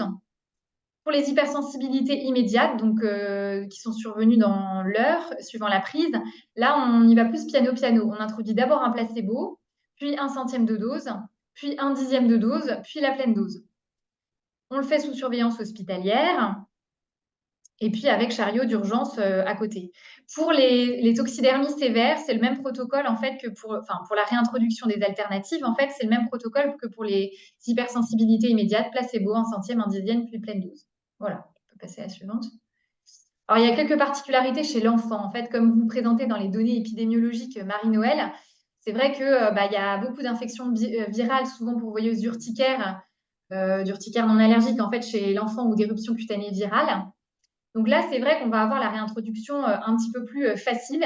Si l'éruption cutanée survient plus d'1 heure après la prise de l'antibiotique, tu peux passer à la suivante. Et s'il n'y a pas de critère de gravité, donc c'est une éruption peu étendue, de durée brève, pas d'atteinte muqueuse, pas d'altération de l'état général, et que ça survient en contexte infectieux, bah là, dans ce cas-là, il y a possibilité de faire un test de réintroduction orale qui est réalisable au cabinet. On fait une crise unique de pénicilline en dose poids. Le patient reste en surveillance dans la salle d'attente pendant 1 heure. Et puis après, il y a des consignes de surveillance à domicile qui sont remis aux parents. Et donc ça marche quand même en général plutôt bien. Voilà. Sur les inductions de tolérance, alors ça, c'est surtout vrai et ça c'est surtout prouvé pour les hypersensibilités immédiates allergiques de type 1, donc les IgE dépendantes. Ça, tu peux passer à la suivante. C'est quand il n'y a pas d'alternative aussi efficace que la molécule qui est responsable de l'allergie. Ça peut être le cas parfois dans les antibiotiques. C'est beaucoup plus le cas de ce qu'on a dans les chimiothérapies, par exemple.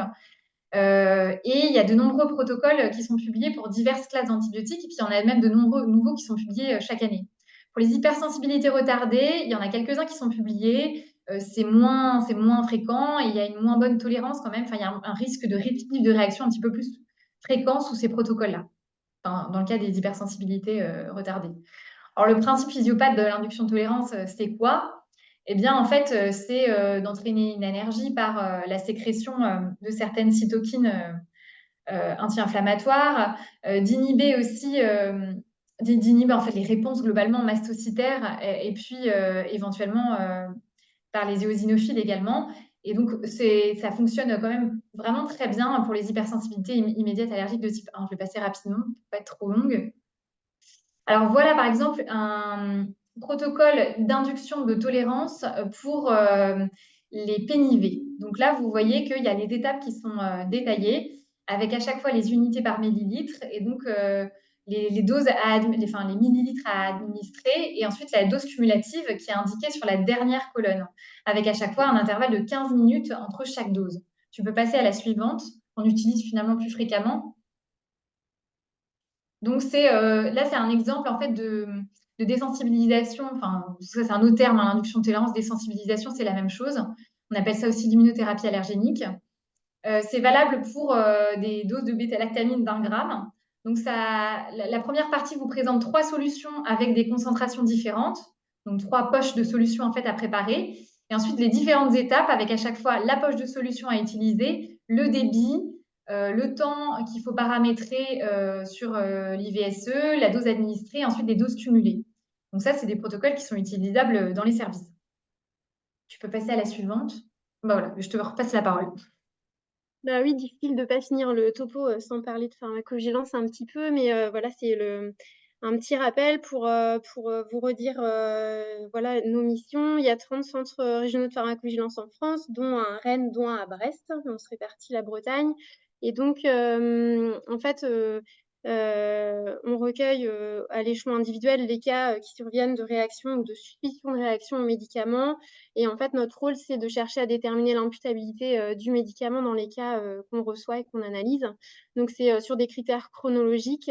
Donc, on reprend voilà, l'histoire du cas. Bien souvent, c'est la déclaration ou la demande de renseignement, elle peut passer tout simplement par un compte-rendu. Et dès lors qu'on a les données chronologiques, on a ce qu'il faut pour analyser le cas. Sur des critères sémiologiques aussi, avec les étiologies alternatives non médicamenteuses. Et puis, on va faire une recherche bibliographique adaptée au cas qu'on vous retransmet ensuite par retour de mail. Et puis, tous ces cas, ils sont enregistrés dans la base nationale de pharmacovigilance. Ils remontent donc à l'échelon national et puis ensuite à l'échelon européen et à l'échelon mondial. On a vu les données de la base mondiale en début de topo. Voilà, l'idée, c'est vraiment de surveiller les médicaments dans leur ensemble et y compris les anti-infectieux pour identifier des signaux potentiels qui peuvent émerger ou en fait qu'il y ait d'éventuelles alertes de sécurité au vu de ce qui est déclaré à l'échelon régional. Voilà, donc les données en pratique, donc nos données de permanence téléphonique, ça peut être tout simplement un appel, un email, ou alors utiliser le portail du ministère qui est en fonctionnement depuis quelques années maintenant. Et puis, bah, en fait, c'est pas forcément que des signalements, on traite aussi évidemment les demandes de renseignements. Ça peut être juste se poser la question, est-ce que ça pourrait être l'antibiotique? Est-ce que ça pourrait être le médicament? Et puis, bah, en fait, on essaye d'analyser tout ça et puis de vous fournir la réponse la plus adaptée possible. Voilà. Greta, je te repasse la parole. Oui, alors juste pour les points clés, donc ce cut-off chronologique là, du délai d'1 heure après la première prise, il est quand même, c'est un élément clinique important à toujours rechercher et surtout traquer les premiers signes d'apparition de symptômes. Faut pas négliger non plus les réactions retardées. C'est pas parce que ça survient bien sûr quelques jours après la prise de l'antibiotique que c'est pas lié à l'antibiotique, hein. Ça peut être des possibles toxidérmies et ça peut être très retardé, comme par exemple pour les DREF. Pour les tryptases, la tryptase, une valeur dans la norme non plus de laboratoire ne signifie pas l'absence d'allergie. Il faut toujours penser aussi à redoser la tryptase basale à plus de 24 heures de la réaction. Et il ne faut pas oublier non plus que dans des patients qui sont des patients dans des situations infectiologiques difficiles, où on n'a pas beaucoup d'alternatives possibles que le médicament suspect d'hypersensibilité, notamment de type 1, mais aussi de type retardé, hein, qui a possibilité de réaliser des administrations en induction de tolérance. Et donc ça, il ne faut pas hésiter à se rapprocher du CRPV et des allergologues pour essayer de trouver le protocole en induction de tolérance le plus adapté possible à votre patient. Voilà. Merci beaucoup pour ce topo. Est-ce qu'il y a des questions dans la salle? Moi, j'ai une petite question sur On a quelques patients qui vont faire une première réaction d'hypersensibilité, puis on change l'antibiothérapie, ils vont faire la cytopénie, puis on leur change de molécule, ils vont faire encore une troisième réaction. Et donc, on a l'impression qu'il y a un moment donné, plus on leur met d'antibiotiques, plus on a de réactions allergiques. Est-ce que c'est un terrain particulier ou est-ce que c'est le fait d'avoir fait une première réaction allergique qui génère de l'hypersensibilité, qui va favoriser une hypersensibilité à un autre antibiotique dans la foulée? Ce sont des patients qui souvent ont de multiples hospitalisations, des complications, etc. Donc, plus ils reçoivent, c'est sûr, de médicaments, plus ils ont de risques de sensibiliser de façon différente. Après, il y a probablement quand même un terrain génétique favorisant. On sait qu'il y a des personnes qui sont plus à risque de développer des réactions d'hypersensibilité allergique que d'autres. Donc, oui, c'est probablement des terrains favorisants. On n'a pas identifié tous les terrains génétiques favorisants encore, probablement, hein, parce que c'est pas du tout, on n'explore pas du tout ça à chaque fois. Mais il y a un double facteur, soit un terrain génétique favorisant et probablement la multiplicité des expositions qui font qu'ils finissent par développer en effet des sensibilisations médicamenteuses multiples. Et merci beaucoup. Est-ce que vous avez essayé Penfast du coup, c'est vrai que comme ça a l'air assez facile d'usage. Est-ce que vous avez un peu de recul sur cet algorithme de réintroduction? Pas trop, parce que c'est vrai que, alors nous, dans les CRPV, on a un petit biais, c'est que souvent, on nous rapporte en fait les cas les plus sévères. Donc, en fait, les cas assez peu sévères, on ne les voit pas forcément beaucoup. Mais ça marche. Alors, en tout cas, chez l'enfant, enfin, ça, c'est sûr que ça marche bien. Et après, dans les services d'infectiologie, ça nécessite en fait d'être intégré au RECO, savoir quelle place vraiment ça a dans les RECO françaises, en tout cas. Et ça, c'est pas encore bien déterminé. Mais c'est vrai que les publications internationales sont quand même plutôt rassurantes sur le sujet. Donc, mais en pratique, actuellement en France, on sait pas, c'est pas très bien codifié pour l'intégration de ce score. Donc, ça peut être un outil, disons, ça peut faire partie je pense, comment dire, d'un faisceau d'arguments, quoi. On le calcule quand même, et puis ça s'intègre dans un faisceau d'arguments un peu plus vaste, quoi. Voilà comment on l'intègre pour le moment, et je pense que c'est pareil au CHU, hein, Marie-Noël, je sais pas ce que tu en penses, mais... Ça, c'est ce que je te disais en préparant, c'est que nous, au CHURM, en tout cas, au stade d'Allergo, il disait que c'était un outil qui serait utilisé probablement, mais qui pour l'instant n'était pas en pratique courante. Et après, c'est vrai qu'en faisant un petit peu la littérature, c'est encore assez exploratoire. Il y a pas mal de publics qui sortent pour justement tester la validité du score, mais ce n'est pas encore utilisé en pratique. Très bien. Et j'avais une dernière petite question, c'est dans les allergies, enfin dans les hypersensibilités qui ne sont pas de type 1, avec par exemple une fièvre médicamenteuse, finalement, par exemple à l'Amox, habituellement, ça ne nous pose pas trop de soucis d'introduire une céphalosporine d'emblée à bonne dose. Et finalement, on a l'impression qu'on ne devrait pas vraiment faire ça de cette manière-là, parce qu'on a l'impression que enfin, voilà, fièvre médicamenteuse, c'est moins sévère et que du coup, on peut se permettre de changer plus facilement. Alors, l'algorithme, il n'est pas strict parce que ça dépend toujours de la balance bénéfice-risque. Si le patient a présenté une fièvre suspectée médicamenteuse, mais sans aucun critère de gravité, plutôt bien tolérée, etc., c'est finalement, ça discute donc là avec la pharmacovigilance, avec les allergologues, etc. Mais ça peut se discuter en effet de réintroduire, sachant qu'il y a un risque quand même plus important de récidive au sein de la classe des bêta-lactamines si on réintroduit une autre bêta-lactamine. Voilà. Mais oui, bien sûr, des tests, des réintroductions sont possibles. Et dans ces cas-là, c'est possible de le faire en test de provocation orale. Comme ça, si finalement il y a une récidive, on minimise un petit peu au départ quand même l'intensité de la réaction, quoi. Ok. On a Pierre Gazo dans le chat qui demande on a parfois les patients qui semblent perdre une vraie allergie comme un antécédent de Jeffrey en France, parce qu'elle est très ancienne et ne fait plus de manifestations allergiques, donc on va isoler tardivement. Est-ce qu'on sait quel est le taux de patients qui désensibilisent spontanément? Alors, je suis désolée, je n'ai pas entendu la question. La question, c'est il y a parfois des patients qui ont un antécédent d'œdème de Coinck dans l'enfance et qui finalement font plus de manifestations allergiques en étant réexposés tardivement, plus de 10-15 ans. Est-ce qu'on connaît le taux de patients qui se désensibilisent spontanément?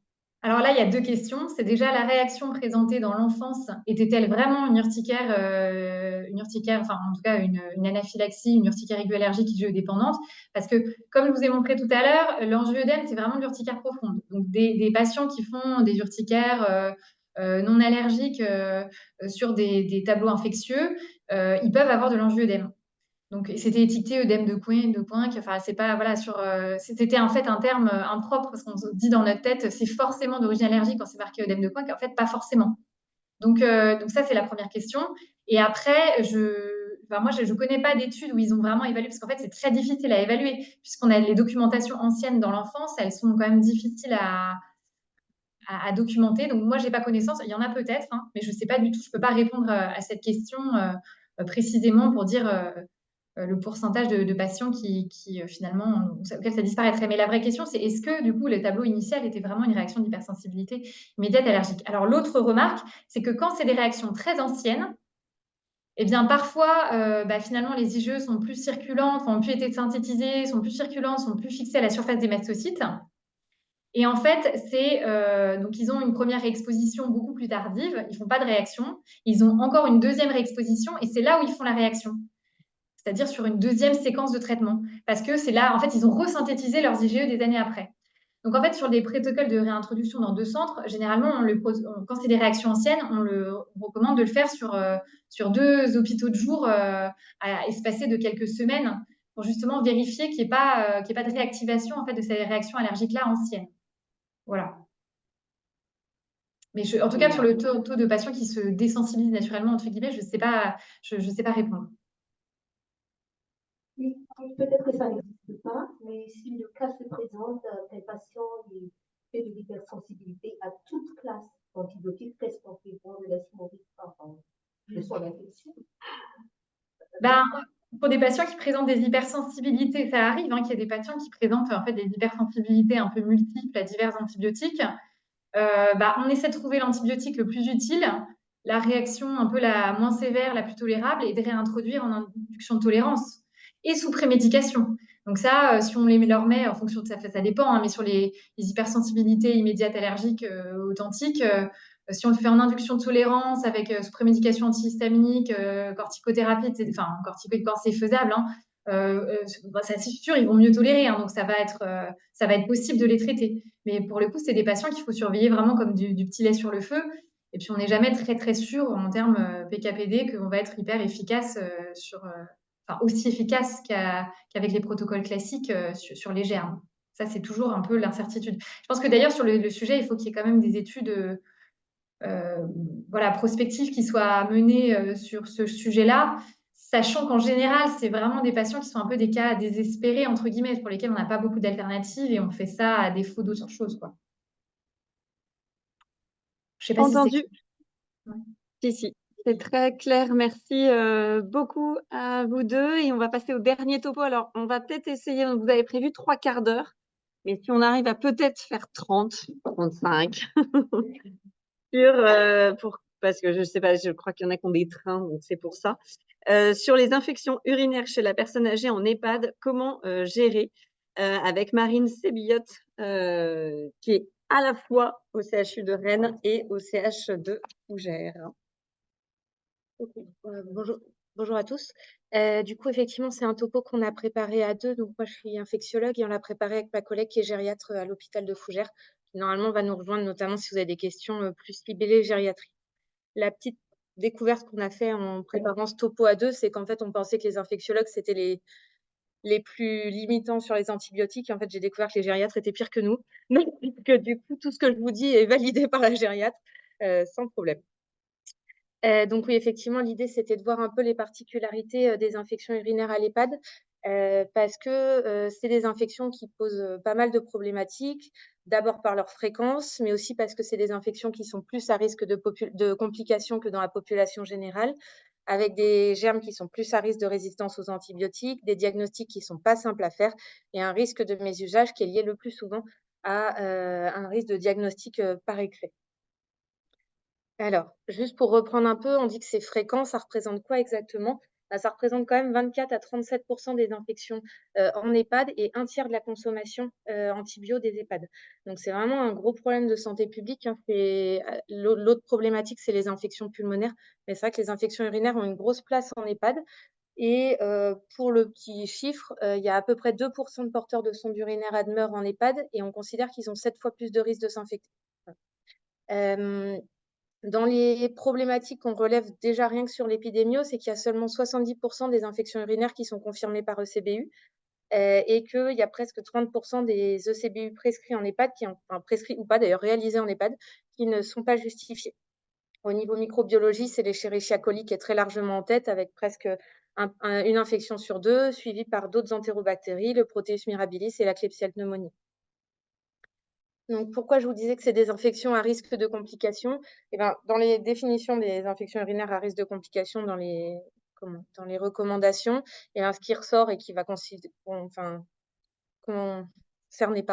tous les patients d'EHPAD, c'est qu'en fait, les patients âgés, donc soit plus de 75 ans, soit plus de 65 ans, avec des critères de fragilité que je vous ai remis là sur le côté, donc la perte de poids, la marche lente, le manque d'endurance, la fatigue et les activités physiques réduites, ce qui est quand même tous les patients d'EHPAD, globalement, les infections urinaires seront considérées à risque de complications. Elles peuvent se cumuler avec d'autres problématiques, l'immunodépression, l'insuffisance rénale, mais de toute façon, les patients d'EHPAD seront à risque de complications. Juste pour rappel, le diabète n'est pas un facteur de risque de complications et le fait que ça soit à risque de complications, ça modifie la gravité éventuellement de pronostic, mais absolument pas la manière de faire le diagnostic.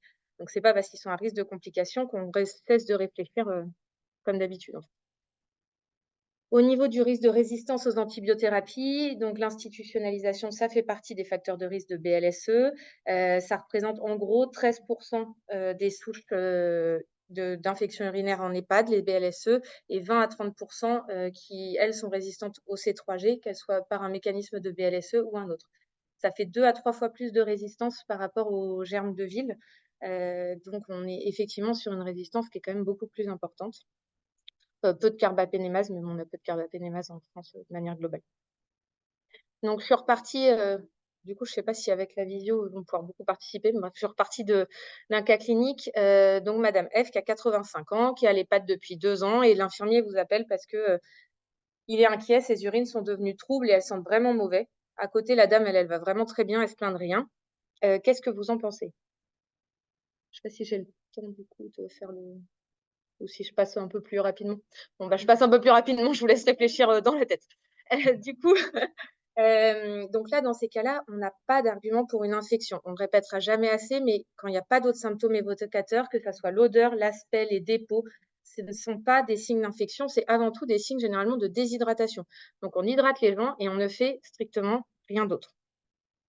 Donc, pas de CBU pour un pipi qui pue, c'est notre nouveau slogan pour les infirmières de la région, voilà, pour lequel on va préparer une formation. Juste pour vous rappeler que voilà, les diagnostics à l'odeur, c'était la médecine du XVIIe siècle. Vraiment, ça traîne encore, on le fait plein de fois, mais non, c'est fini, on n'est plus ce médecin-là qui goûtait les urines. Le plus souvent, c'est un problème d'hydratation. Pensez aussi à l'alimentation, aux médicaments et à toutes les pathologies non infectieuses. Là, je vous ai mis cet article que je trouvais assez rigolo, où finalement, on a plein de couleurs d'urine qui sont toutes pas très rassurantes, il faut l'avouer. Et en fait, la seule qui a une infection, c'est celle-là. Ça, c'était un problème de fistule avec un canal lymphatique. Il y a du sang, il y a plein de pathologies. Voilà, ce n'était pas des infections. Donc, vraiment important à retenir et surtout à retransmettre parce que, vous l'avez vu, là, c'est l'infirmier qui poussait et c'est vrai que c'est souvent eux qui ont le nez sur les urines et qui posent la question. Bon, pas de bol, vous répondiez pas au téléphone à ce moment-là. L'infirmier, ça l'a quand même stressé. Il a fait la BU, elle est revenue positive leucocyte et nitrite. Du coup, il a envoyé le CBU et le CBU revient positif à la fois en leucocyte et en culture à Escherichia coli. Donc là, qu'est-ce qu'on en fait? Désolée, j'accélère. Donc, dans ce cas-là, on considère que c'est une colonisation urinaire, c'est-à-dire des bactéries dans les urines, mais sans signe clinique. Ça représente jusqu'à 50% des patients d'EHPAD. On dit 20 à 50%. Nous, on a l'impression que dans la région, on tape presque plutôt à 50%, en tout cas, Dixit, notre gériatre. Et à plus de 80 ans, donc une bonne partie des patients d'EHPAD, on va même monter jusqu'à 80% chez les femmes. Donc, plus on fait de CBU, plus on va trouver de germes, ça c'est sûr. Et alors sur sonde urinaire, tout simplement, au bout d'un mois, ils sont tous colonisés. Comme ça règle la question. Donc colonisation, à ne pas confondre avec la contamination. La contamination, ça va être le CBU, il a été mal fait, on a mal nettoyé, il y a des germes qui sont venus, qui étaient en fait sur la peau. La colonisation, c'est vraiment des germes qui vivent dans la vessie, mais qui posent aucun problème, qui ne sont pas pathogènes, et on n'aura aucun bénéfice à les traiter. Ils sont là et ils y resteront. Et qu'on les traite, ça ne changera ni le risque d'infection urinaire, ni les problèmes éventuellement d'incontinence, de troubles cognitifs, de tout ce que vous voulez. Ils sont là, mais ils servent à rien. Donc, l'idéal, c'est de même pas les avoir vus, donc de ne pas avoir fait le CBU. Donc, vraiment, quand il n'y a pas de signe clinique, surtout en EHPAD, on n'en fait rien. Un petit point sur une étude qui montrait qu'est-ce qui pouvait influencer la prescription d'antibiotiques inutiles. Et je l'ai mis dans ce cas-là parce que quand même, dans 56% des cas, c'est la pression des infirmières. Et je pense qu'en EHPAD, c'est d'autant plus important qu'ils ou elles sont souvent seules, qu'il n'y a pas toujours de médecin référent ou pas toujours facile à joindre. Et que du coup, elles vont d'autant plus s'inquiéter parce que c'est elles en première ligne. Voilà, donc c'est hyper important déjà qu'on les forme, ça c'est en projet en tout cas dans notre coin, et aussi de savoir leur expliquer pourquoi est-ce qu'on ne fait pas les choses, parce que du coup elles le referont pas, elles réfléchiront différemment après. Désolée de dire elles, c'est un tic de langage, je vais essayer de changer, il. Faites attention aussi à la pression des familles, on le sait, c'est quand même 20% des cas, mais du coup c'est important d'avoir des arguments, de savoir leur expliquer pourquoi, et j'espère que ça vous en donnera quelques clés, ce topo. Donc, on revient à notre petite Madame F. Qui, là, cette fois, se met à présenter de la fièvre. À l'examen, pas grand-chose. Elle a un peu mal au ventre, c'est assez diffus, pas de défense, pas de douleur des fosses lombaires, elle ne se plaint pas de signes urinaires. Et par contre, l'équipe vous la trouve confuse, alors que d'habitude, elle n'avait pas de souci de ce côté-là. Donc là, de ce coup-ci, on peut évoquer une infection urinaire. C'est un tableau qui peut tout à fait être possible chez la personne âgée, qui est assez frustre. Cependant, comme ça reste non spécifique, quand même se méfier. Elle a mal au ventre, elle a aussi le droit de faire une infection digestive, elle a le droit de faire d'autres problèmes. Faut pas, dans les choses importantes, c'est qu'un ECBU positif chez quelqu'un qui a de la fièvre, en fait, c'est que dans moins de 10% des cas, ça sera une infection urinaire. Donc, toujours se garder en tête que si c'est aspécifique, il faut réfléchir à autre chose. Bon, vous avez quand même là le droit de penser à l'infection urinaire, donc on fait la BU, et si elle est positive, ECBU et traitement probabiliste en attendant les résultats. Je dis traitement probabiliste que là, elle a de la fièvre. Bon, c'est plutôt une infection haute, donc là, on n'attend pas. Au niveau symptômes chez la personne âgée, donc quand je dis personne âgée, je reprends les critères des infections à risque de complications, plus de 75 ans. La symptomatologie, ça peut être atypique dans jusqu'à 30% des cas. Notamment, on peut se retrouver avec des troubles cognitifs d'apparition brutale, une aggravation brutale de la perte d'autonomie, une confusion, une incontinence urinaire qui se modifie également brutalement, soit qui apparaît, soit qui s'aggrave, des rétentions aiguës d'urine, on connaît bien chez l'homme, mais chez la femme également, des chutes, des troubles de la vigilance, une agitation, des troubles de l'appétit et des troubles digestifs. Globalement, ça peut être à peu près n'importe quoi chez la personne âgée, mais par contre, si ce n'est pas des signes typiques, vraiment pensez toujours à autre chose et éliminez toujours autre chose avant de rester sur l'infection urinaire. Là, dans le cas de notre patiente, du coup, chez la femme âgée, il faut se dire que dans les pieds d'eau, il y a souvent moins de fièvre, très peu de signes fonctionnels urinaires et plus souvent des douleurs abdominales que des douleurs lombaires. Quand même y penser. Chez ces patients âgés, c'est important de savoir éliminer d'autres causes, même devant des signes fonctionnels urinaires qui pourraient vous paraître typiques. On peut avoir des dysuries ou des problèmes d'incontinence sur des fécalomes. Donc, à éliminer en même temps qu'on pense en fait à la cystite s'il n'y a que ça. La confusion, bon là, je ne vais pas vous faire un topo là-dessus, ça prendrait des heures, mais vraiment, l'infection urinaire, c'est loin d'être la première cause. Pensez plutôt à la iatrogénie en premier. On peut avoir des brûlures urinaires chez des patientes qui ont des mycoses. Il y a des cystites interstitielles chroniques. Alors, si Engel se connecte, elle vous en parlera mieux que moi, mais qui donnent des espèces de dysuries chroniques qui évoluent parfois par épisode et pour lequel il faut savoir faire un bilan avec les urologues sans forcément juste aller sur les antibiotiques au fur et à mesure. Et du coup, pas hésiter à réfléchir en termes de délai. On parlait de symptômes aussi atypiques tout à l'heure. Une confusion qui s'installe sur 3 semaines, ce n'est pas une infection urinaire. Je veux dire, les gens, ça ferait longtemps qu'ils vous auraient fait soit de la fièvre, soit un choc si c'était une infection haute, ou quand même à un moment des signes urinaires un peu plus parlants, quoi. Donc vraiment réfléchir sur les délais, et c'est pas pour rien que j'insistais sur le côté brutal des choses. C'est pareil, une incontinence urinaire qui s'aggrave sur 6 mois, même si le CBU est positif, franchement, c'est pas votre souci. Donc, quand est-ce que l'ABU, à quoi elle sert? Bon, ça, j'invente pas voilà. Elle est positive si vous avez des nitrites et des leucocytes, toujours dans un contexte clinique. Faites attention quand même dans les cas des infections urinaires. Il y en a certaines, notamment le Staphylococcus saprophyticus, qui ne donnent pas de nitrites. Donc, que des leucocytes, si vous avez des signes urinaires typiques, ça peut quand même vous faire évoquer une cystite. Chez l'homme, globalement, la BU, elle sert à rien, à bannir. Parce qu'en fait, elle a une mauvaise valeur prédictive négative. Donc, si vous croyez à l'infection urinaire, vous allez quand même faire un ECBU. Et si elle est positive, vous allez faire un ECBU pour documenter. Donc, chez l'homme, on peut aller à l'ECBU directement. La BU, elle vous sert à rien. Chez la femme, pour le coup, elle sera intéressante parce qu'elle a une bonne valeur prédictive négative. Vous avez une BU négative chez une femme, même si elle a des signes fonctionnels urinaires, il faut chercher autre chose. C'est pas un souci. C'est pas un souci infectieux. Par contre, mauvaise valeur prédictive positive, il y a quand même pas mal de colonisation et de contamination. Donc, voilà. Au niveau de l'ECBU, globalement, il va être systématique puisqu'on considère à l'EHPAD, puisqu'on considère que soit c'est une infection urinaire haute et vous allez en avoir besoin, soit c'est une infection urinaire basse mais qui sera forcément à risque de complications, donc vous aurez besoin de l'ECBU. Donc, l'ABU, finalement, à l'EHPAD, sa seule place, c'est éliminer une infection urinaire chez la femme. Après, de toute façon, il va vous falloir un ECBU. On ne le fait pas s'il n'y a pas de signe clinique, je pense que je l'ai déjà dit, sauf si le chirurgien urologique vous l'a demandé parce qu'il y a un geste prévu dans les prochains jours, mais c'est vraiment le seul cas. Les hémocultures, l'intérêt, c'est surtout si vous avez un doute diagnostique, parce que sur une infection urinaire classique, s'il y a une bactériémie associée à entérobactérie, de toute façon, ça ne modifiera pas votre type d'antibio, pas la durée. Donc, en fait, ça vous apportera pas grand-chose. Voilà, si vous avez le moindre doute, bon, après, voilà, s'il a de la fièvre et pas encore de signes urinaires, émoque, hein, je n'ai pas dit le contraire, mais vous avez des signes classiques de pyélo, elle va plutôt bien. Les émoques vous apporteront rien. Au niveau des seuils d'interprétation, je vous les ai parmi, on peut les trouver dans les recommandations. Globalement, c'est surtout la leucocyturie à plus de 10 puissance 4 par millilitre. Et puis après, la bactériurie, ça dépend du germe et du sexe. Si on vous décrit la présence de cellules épithéliales, méfiez-vous d'une contamination.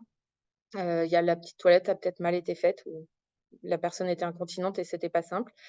Si vous vous retrouvez avec des leucocytes et pas de germes, la première hypothèse, c'est quand même que ça soit une infection urinaire qui a été décapitée si vous avez déjà eu des antibiotiques avant. Et sinon, il y a pas mal d'autres causes, alors qui vont plus ou moins concerner les patients d'EHPAD, mais on ne sait jamais. Les infections sexuellement transmissibles, les corps étrangers, notamment tout ce qui est sang de Gigy, voilà, les tuberculoses, les cystites interstitielles dont on parlait tout à l'heure, là, qui pouvaient donner des dysuries un peu fluctuantes, certains médicaments, des tumeurs. Ça, on explore de plus près plus loin. Les infections urinaires hautes, je vais essayer juste de vous faire la page, mais je vous ai repris les recommandations. En première ligne, que ça soit chez une pyélo ou une infection urinaire masculine, on partira sur des C3G ou des fluoroquinolones, en n'oubliant pas que s'ils ont déjà reçu des fluoroquinolones dans les 6 mois, on n'ordonne pas parce qu'on a trop de risques d'avoir sélectionné un premier palier de résistance et que du coup, votre germe soit résistant au quinolone. Du coup, c'est valable quelle que soit l'indication initiale des quinolones dans les 6 mois. En cas d'allergie, du coup, c'est aztréonam ou aminoside en monothérapie. Et si on le connaît colonisé à BLSE et qu'il y a des signes de gravité, plutôt tazocilline, voir s'il est en choc septique, méropénem. Ensuite, au niveau du traitement documenté, sur les pyélos, on privilégiera l'amox. En deuxième, l'augmentin. On peut relayer par cefixime en péros sur une infection non grave, Bactrim, quinolone et la céfoxytine ou la thémocyline qu'on utilise de plus en plus pour les BLSE. Dans les infections urinaires masculines, l'amoxicilline et l'augmentin perdent leur place, surtout l'augmentin, parce que l'amoxicilline diffuse peu dans la prostate et l'acide clavulanique pas du tout. Donc, enfin, quasiment pas du tout. Donc, pas d'augmentin chez l'homme et l'amoxicilline, on évite. Parfois, on peut être amené sur des infections entérocoque fécalis où l'amox reste quand même le traitement privilégié, mais dans ces cas-là, on prolonge à 3 semaines au lieu de 2. Les infections urinaires basses, donc là, on oublie le cas des cystites toutes simples puisqu'on est à l'EHPAD qui sont à risque de complications. Donc, ça sera ECBU systématique et dans l'idéal, on attend le résultat de l'ECBU pour traiter. Après, si vous avez une patiente qui est vraiment hyper gênée par ses symptômes, on n'est pas des monstres non plus. On évite de lui faire attendre 3 jours si elle se tortille et que vraiment elle a hyper mal.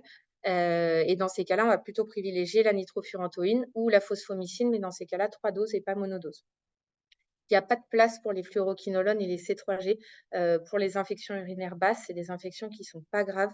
On ne peut pas se permettre d'utiliser des antibiotiques aussi larges au spectre, sauf cas très particuliers. Mais dans ces cas-là, vous aurez, voilà, il peut y avoir un avis infectieux de demander, mais vraiment à bannir si possible. Chez les hommes, l'infection urinaire basse, elle est en cours de définition. L'idée, c'est que ça serait la même chose que chez la femme, des signes fonctionnels urinaires isolés, sans fièvre, sans syndrome inflammatoire. Et dans ces cas-là, l'idée serait de traiter 7 jours plutôt que 14. On attend des recos plus précis sur le sujet. Alors, je vous ai mis un petit peu de microbio, voilà, juste quelques petites infos comme ça. J'ai repris des résistances naturelles qui peuvent servir pour les infections urinaires. Donc, le pio qui est résistant aux céphalosporines de 3e génération, les entérocoques qui sont résistants à toutes les céphalosporines, et le Staphylococcus saprophyticus qui est résistant à la phospho. Donc, si vous avez un tableau de cystite chez une femme qui a des leucocytes, pas de nitrite, et ben, peut-être plutôt privilégier le traitement par nitrofurantoïne plutôt que par phosphomycine chez ces patients-là, parce que vous avez plus de risques d'avoir du saprophyticus. Ensuite, un petit mot sur les uropathogènes émergents. C'est plus pour que vous ayez vu les noms, parce que parfois, quand ils apparaissent, on est appelé parce que c'est des noms de parfums. Donc, l'actinotignum, les aérococcus, ça peut donner des infections urinaires, principalement chez les personnes âgées, donc les patients d'EHPAD, et avec des facteurs favorisants. Ils sont quasiment tous sensibles aux bêta-lactamines, par contre, ils ne sont pas tous sensibles au quinolone. Après, vous pouvez pas, ça peut pas se deviner, ça peut pas s'anticiper, mais sachez-le, si vous avez l'identification qui arrive avant l'antibiogramme et que vous aviez mis des quinolones en probabiliste, ça peut valoir le coup de changer vers des C3G. Dans les germes qu'on retrouve assez souvent et qui sont beaucoup plus souvent de la colonisation que de l'infection, il y a l'entérocoque fécalis. Franchement, il faut qu'il y ait des vrais symptômes pour qu'on soit convaincu par l'infection urinaire à entérocoque fécalis. Et le pseudomonas sur du matériel sur sonde, c'est assez fréquent. Un petit mot sur la difficulté de voie d'abord qu'on peut avoir en EHPAD. N'hésitez pas à penser à la voie sous-cutanée. Il y a quand même maintenant pas mal d'études qui ont montré que la ceftriaxone avait une bonne pharmacocinétique en sous-cut, aussi bonne qu'en IV. Et avec une étude qui est sortie récemment là, par une interne de Rennes qui montrait qu'il y avait quand même vraiment moins d'effets secondaires. Alors, je suis désolée, c'est écrit en tout petit. Mais en gros, elle avait 18% versus 45% d'effets secondaires en sous-cut versus en IV. Pardon, je pense pas. Et elle avait des durées d'hospitalisation qui étaient moins longues. Alors, bon, là, on sort un tout petit peu de l'EHPAD, mais voilà, pas hésiter à penser à la voie sous-cutanée. Et j'ai rajouté sur conseil de notre gériatre de se méfier quand même des cathés obturés Quand il n'y a pas le choix, très bien, il n'y a pas le choix, mais c'est quand même un risque infectieux qui est majoré. Soit on a besoin de la voix, soit on n'en a pas besoin. Et si c'est juste pour les 2 jours qui restent de ceftriaxone, bah, peut-être qu'on peut les faire ensuite. Je vois ma petite musique. Au niveau de l'évolution, donc ce qui est important, on redit à chaque fois, c'est la réévaluation à 48-72 heures, réévaluation clinique, et c'est le moment où vous aurez les résultats microbiaux. Donc c'est vraiment le moment où il faut réévaluer et votre diagnostic et l'antibio qu'on a mis. Si on évolue favorablement, pas de CBU de contrôle, ça vous apportera rien, parce que même s'il reste positif, en fait, est-ce que c'est de la colonisation? On n'en sait rien. S'il va bien, pas de CBU. Et si jamais il évolue mal alors que vos résultats microbiaux sont en faveur d'une antibiothérapie adaptée, bah, se reposer la question du diagnostic. Et si jamais vraiment on croit à l'infection urinaire, c'est le moment aussi de faire une imagerie pour chercher une complication. Je retrouve Madame F qui, la pauvre, a besoin maintenant d'une sonde urinaire à demeure. Et en fait, peu de temps après qu'on l'ait sondée, elle n'arrête pas d'avoir envie d'uriner, elle se plaint de douleur au niveau de la sonde. Et votre infirmier zélé a refait une BU pour chercher une infection. Le plus probable, c'est que cette dame, elle ait juste des signes irritatifs liés à son matériel. C'est hyper fréquent. Dans un premier temps, on ne se pose pas la question de l'infection, on essaye déjà de la soulager de son irritation. Donc, ça peut être le spasfon pour les spasmes vésicaux, l'oxybutinine, parfois du gel anesthésiant au niveau de la sonde. On a plein de petits moyens, souvent les infirmiers en connaissent plus que nous. Mais voilà, l'idée, c'est d'essayer de la soulager avant de se poser la question de l'infection.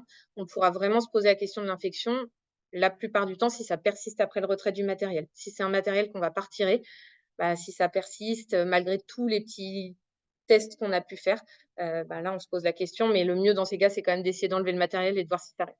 Et alors, la BU, aucun intérêt s'il y a du matériel, elle est totalement ininterprétable. Donc, je vous ai mis un petit point sur les infections sur matériel endo-urinaire.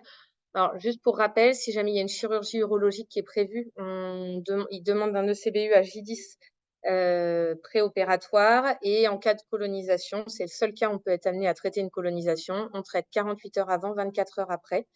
Si c'est du retrait de matériel, donc retrait de JJ, retrait de néphrostomie, pas besoin d'antibiotiques, donc pas besoin de CBU, j'ai dit ça avant. Sur ces dispositifs, donc que ça soit les sondes urinaires, les JJ, surtout les JJ, en fait, vous allez vous retrouver avec des tableaux qui sont aussi atypiques, personnes âgées ou pas d'ailleurs, là dans ces cas-là, avec parfois juste des instabilités hémodynamiques, des tableaux de fièvre, de troubles cognitifs. Comme pour les signes atypiques de la personne âgée, on cherche une autre cause, et si on n'en a pas, on pense à l'infection urinaire. Donc, ce que je vous disais, des signes irritatifs qui sont fréquents, pas toujours une infection. La BU qui sert à rien, la leucocyturie ne sera pas interprétable sur le CBU non plus, et les seuils de bactériurie sont remontés. Ils sont à 10 puissance 5 pour tous les germes. En cas d'infection sur son JJ, le traitement probabiliste, ce ne sera pas des C3G, ça sera de la taso, parce que c'est souvent des infections polymicrobiennes et qu'on est dans un contexte nosocomial, donc avec encore plus de risque de BLSE. Et on ne change la JJ que s'il y a une majoration ou une apparition de dilatation des voies urinaires voilà. Et s'il ne s'améliore pas après 72 heures d'antibiothérapie. On ne les change pas en systématique. Sur sonde urinaire, par contre, on vous conseille de changer après 24 heures d'antibiothérapie. Je vous ai juste mis là une étude. Alors, l'étude en elle-même, elle portait sur le type de prophylaxie préopératoire en uro. Mais ce que je trouvais intéressant, c'était que quelle que soit la prophylaxie, donc chez des patients qui étaient déjà traités pour leur infection, il y avait quand même 50% de symptômes, que ce soit des douleurs, des dysuries ou des hématuries. Donc, quand on vous dit que les signes irritatifs, ils sont fréquents, bah, ils sont à peu près à 50%. Voilà. Donc, globalement, tout ça pour dire qu'il y a vraiment un risque de surdiagnostic chez la personne âgée. Il y a beaucoup de colonisation urinaire, il y a beaucoup de risques de contamination, notamment en lien avec les incontinences, et des tableaux qui sont atypiques et que du coup, on a un peu tendance à traiter au cas où pour être sûr qu'on n'ait pas raté ça. Donc, qu'est-ce que c'est que le mésusage antibio? Juste pour reprendre rapidement, ça va d'abord concerner le patient directement, c'est-à-dire que si on n'est pas efficace sur son infection, on est dans le mésusage. Si on est toxique, qu'on ait traité une infection qui existe ou pas, on est également dans le mésusage. Et après, à un niveau plus de santé publique, si on favorise l'antibiorésistance, on va être également dans le mésusage. Donc, la question la plus importante quand vous mettez en place une antibiothérapie, c'est est-ce qu'elle est vraiment justifiée? Et donc, du coup, si on fait notre balance bénéfice-risque, d'un côté, quels sont les risques qu'on a à pas traiter? Alors, chez les personnes âgées, on est quand même sur une population fragile. Donc, en EHPAD, si vous avez des signes urinaires francs et vraiment une infection urinaire qui vous tape à l'œil, une antibiothérapie qui est retardée ou absente, ça augmente et le risque de bactériémie et le risque de décès. Donc, cette étude-là, il y en a plusieurs de ce type-là qui montrent que chez des personnes, là, ils avaient pris plus de 65 ans, qui avaient des signes urinaires hauts francs, et ben en fait, on passait de 99% de survie à 94 à 2 mois si l'antibiothérapie n'était pas immédiate. Donc, vous avez des signes de pyélo, là, pour le coup, vous pouvez y aller. Enfin, il n'y a pas de doute, il ne faut pas retarder l'antibiothérapie. Voilà.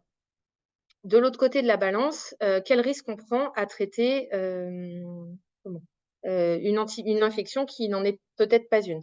Eh ben, le risque de résistance, il va avoir un impact au niveau santé publique, mais également rien que pour votre patient. Parce que là, ces deux études, elles vous montrent que l'augmentation du risque de résistance, en fait, il n'est pas déjà, il n'est pas nul et il est surtout très prolongé. C'est-à-dire que là, on est à 1 mois, on a un risque qui est à plus de 4 fois 4 fois la normale d'avoir une bactérie résistante après un traitement antibio, quel qu'il soit, que ce soit du Bactrim, de l'Amox, il y a des études avec les quinolones, n'importe quel antibio, dans le mois qui suit, vous avez 4 fois plus de risque que votre germe soit résistant à l'antibiotique qu'on a reçu. Et ce risque, vous voyez, qui persiste jusqu'à 1 an. Il est maximum dans les 6 premiers mois, mais il persiste jusqu'à 1 an. Donc vraiment un gros impact sur le patient d'avoir une antibiothérapie justifiée ou pas, mais d'autant plus quand elle n'est pas justifiée. De l'autre côté, toujours dans le risque à traiter les patients, on a quand même un risque d'effet indésirable qui est majoré chez les personnes âgées, à la fois sur les colites à Clostridium, où ils vont faire des formes plus sévères, ils vont plus récidiver, il y a plus de risque de mortalité. Les quinolones, où ils vont faire plus de tendinopathie, des gros syndromes confusionnels. La nitrofurantoïne, ça augmente, ça double le risque d'atteinte hépatique et pulmonaire. Le Bactrim, on a beaucoup plus de risque d'insuffisance rénale aiguë. Donc, c'est jamais anodin de recevoir un antibiotique, mais à cet âge-là, encore moins. Et bien penser à adapter à la fonction rénale pour limiter le risque de toxicité. Voilà. Donc, quand est-ce qu'on ne traite pas? Quand on a trouvé une autre étiologie. Si on trouve autre chose, on commence par traiter autre chose avant de se reposer la question de l'infection urinaire. Si les signes cliniques ils partent après une hydratation, c'est pareil, c'est que le problème était probablement pas infectieux. Et si le CBU a été fait sans symptômes et sans indication à vos yeux, eh ben, on ne traite pas. Alors, c'est là que c'est pas toujours facile une fois qu'on a le résultat, mais vraiment, c'est important. Si vous ne voyez pas la logique, eh ben, c'est que le CBU, il ne faut même pas le regarder. Quand on a débuté des antibiotiques, mais que finalement on retrouve une autre cause, bah, c'est à ça que ça sert de réévaluer à 48-72 heures.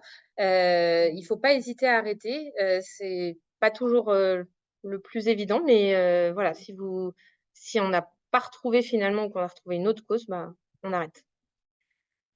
Pas oublier la prévention. À cet âge-là, c'est particulièrement important. Je pense notamment à l'hydratation. L'objectif, normalement, c'est d'avoir une diurèse d'1,5 litre par jour. La lutte contre la constipation, nos gériatres se battent en permanence contre, mais je pense qu'ils ont vraiment raison. Déjà parce que ça donne des signes fonctionnels de par eux-mêmes. Enfin, c'est ce que je vous disais tout à l'heure avec les fécalomes, mais parce que ça favorise vraiment le risque d'infection urinaire. La mobilisation, ça va à la fois lutter contre les infections urinaires, contre la dépendance et contre la constipation. Donc, on mobilise les patients, on les assoit, on les emmène aux toilettes. Et je pense que quel que soit l'âge, personne n'est à l'aise pour être sur un bassin. Donc, vraiment, dans la mesure du possible, on les mobilise à fond. On évite les sondages urinaires et puis, voilà, tout ce qui peut éviter l'incontinence, bien vidanger la vessie, il ne faut pas hésiter. J'ai remis les règles du sondage à demeure. Je pense que vraiment les plus importantes, surtout pour nous, c'est de respecter les indications et de réévaluer régulièrement est-ce qu'elle sert encore à quelque chose, la sonde ou pas. Et dès qu'on peut, essayer de l'enlever. On prend moins de risques parce que parfois on entend les infirmières dire oui, mais quand on le resonde, c'est traumatique. Peut-être qu'il vaut mieux qu'on lui laisse plutôt que le ressonder. Non, s'il n'y a plus besoin, il n'y a plus besoin. On l'enlève et puis bah, s'il faut le ressonder, on le fera proprement. Et voilà. Donc, bah, je vous ai repris rapidement, mais c'est tout ce qu'on a dit. Hein, l'importance des infirmiers, surtout en EHPAD, ils sont au premier rang. C'est hyper important qu'ils soient formés à la pertinence des examens parce que comme ils sont un peu tout seuls, ils ont tendance à les faire en premier lieu parce que c'est la seule chose qu'ils peuvent faire et donc ils ont l'impression d'avoir fait quelque chose et du coup bien les former à la pertinence des examens, pas hésiter à leur redire. Les symptômes peuvent être atypiques, mais il y a quand même des symptômes. Donc, quelqu'un qui va bien, il va bien. On ne se pose pas plus la question. Des urines foncées et malodorantes, ce n'est pas des signes d'infection urinaire. On hydrate et c'est tout. On résiste à tout prix, si possible, aux ECBU, parce qu'une fois que c'est fait et qu'on a le résultat avec une colonisation, c'est encore plus difficile de résister à traiter. Si les gens sont asymptomatiques et qu'ils ont eu un ECBU, on ne traite pas, même en pré-op d'une chirurgie de hanche, de tout ce que vous voulez. Il n'y a qu'en cas de geste urologique qu'on traite. Si possible, sur les infections urinaires basses, on attend l'antibiogramme. On réévalue bien à 48-72 heures et on pense à la prévention. Je vous ai mis un petit learning que j'ai trouvé de l'Omédit de la région sur les infections urinaires. L'affiche de notre CRATB sur les infections urinaires chez un résident d'EHPAD qui reprend tout ce qu'on a dit, mais en petit tableau. Et voilà, je vous remercie. Voilà. J'arrive au bout. Merci beaucoup, Marine, parce que tu as réussi à nous faire quelque chose de très clair sur ce sujet. Moi, j'avais une question. Est-ce qu'on se pose souvent la question de faire les bilans urodynamiques et puis des bilans un peu gynéco chez ces patients âgés, notamment, voilà, est-ce qu'on connaît la part un peu des facteurs de risque de rectocèle, cystocèle dans la survenue un peu d'infection urinaire et est-ce qu'il faut qu'on pousse beaucoup plus à aller faire ce bilan-là parce que parfois on hésite un peu chez les patients âgés à faire des bilans gynéco. Oui, non, effectivement, je n'ai pas trop parlé des infections récidivantes, mais on n'a pas hésité à pousser. On en avait reparlé avec la gériatre. Surtout, alors pensez à la gynéco, parce que tout ce qui est, ne serait-ce que sécheresse vaginale, ces personnes âgées, ça modifie la flore, ça augmente le risque d'infection, et c'est quand même vraiment simple à traiter par rapport à des infections récidivantes. Après, ça peut être soit la gynéco, soit l'urologue, pour refaire le point effectivement sur tous les facteurs favorisants. Que ça soit, finalement, on se retrouve avec des vessies neurologiques chez les AVC. Alors, la part exacte, je ne l'ai pas, mais oui, je pense qu'il ne faut pas hésiter à pousser. Alors, pour l'avoir fait récemment pas mal de fois, ça bloque un peu du côté des gynécos et des urologues, mais je pense qu'il ne faut vraiment pas hésiter quand même à réinsister, à leur renvoyer. Franchement, s'il n'y a rien, ça leur prend une consulte. Et par contre, s'il y a quelque chose, ça peut vraiment changer la donne sur les infections récidivantes. Merci beaucoup. Est-ce qu'il y a d'autres questions ou dans la salle ou sur le chat? Non, c'est bon. Bon, je vais laisser la parole à Marine, peut-être. Juste un petit mot déjà pour remercier l'ensemble des... Juste un petit mot juste pour remercier déjà l'ensemble des intervenants pour la grande qualité des topos qu'on a eu aujourd'hui. C'était passionnant. Merci beaucoup. Merci aussi à tous d'avoir participé et vous pourrez retrouver l'ensemble des topos sur notre site internet Antibiotiques Bretagne si vous ne connaissez pas encore. Voilà, et on va vous envoyer un questionnaire de satisfaction. Si vous pouvez le remplir, ça serait vraiment chouette. Nous, ça nous permet de nous améliorer et de prendre en compte vos remarques. La moitié du programme, là, était des suggestions que vous nous aviez fait l'année dernière. Donc voilà, c'est un peu vous qui faites le programme pour l'année prochaine. Et on a rajouté cette année une question sur la date parce que jusqu'à présent, on faisait plutôt la journée en juin, mais il y a les JNI. Cette année, ça tombe sur la semaine du Jéricho en mars. Voilà, donc à voir ensemble quelle date est la mieux pour qu'il y ait le maximum de participants. Voilà, et puis écoutez, on se dit à l'année prochaine et je vous souhaite une bonne fin de journée.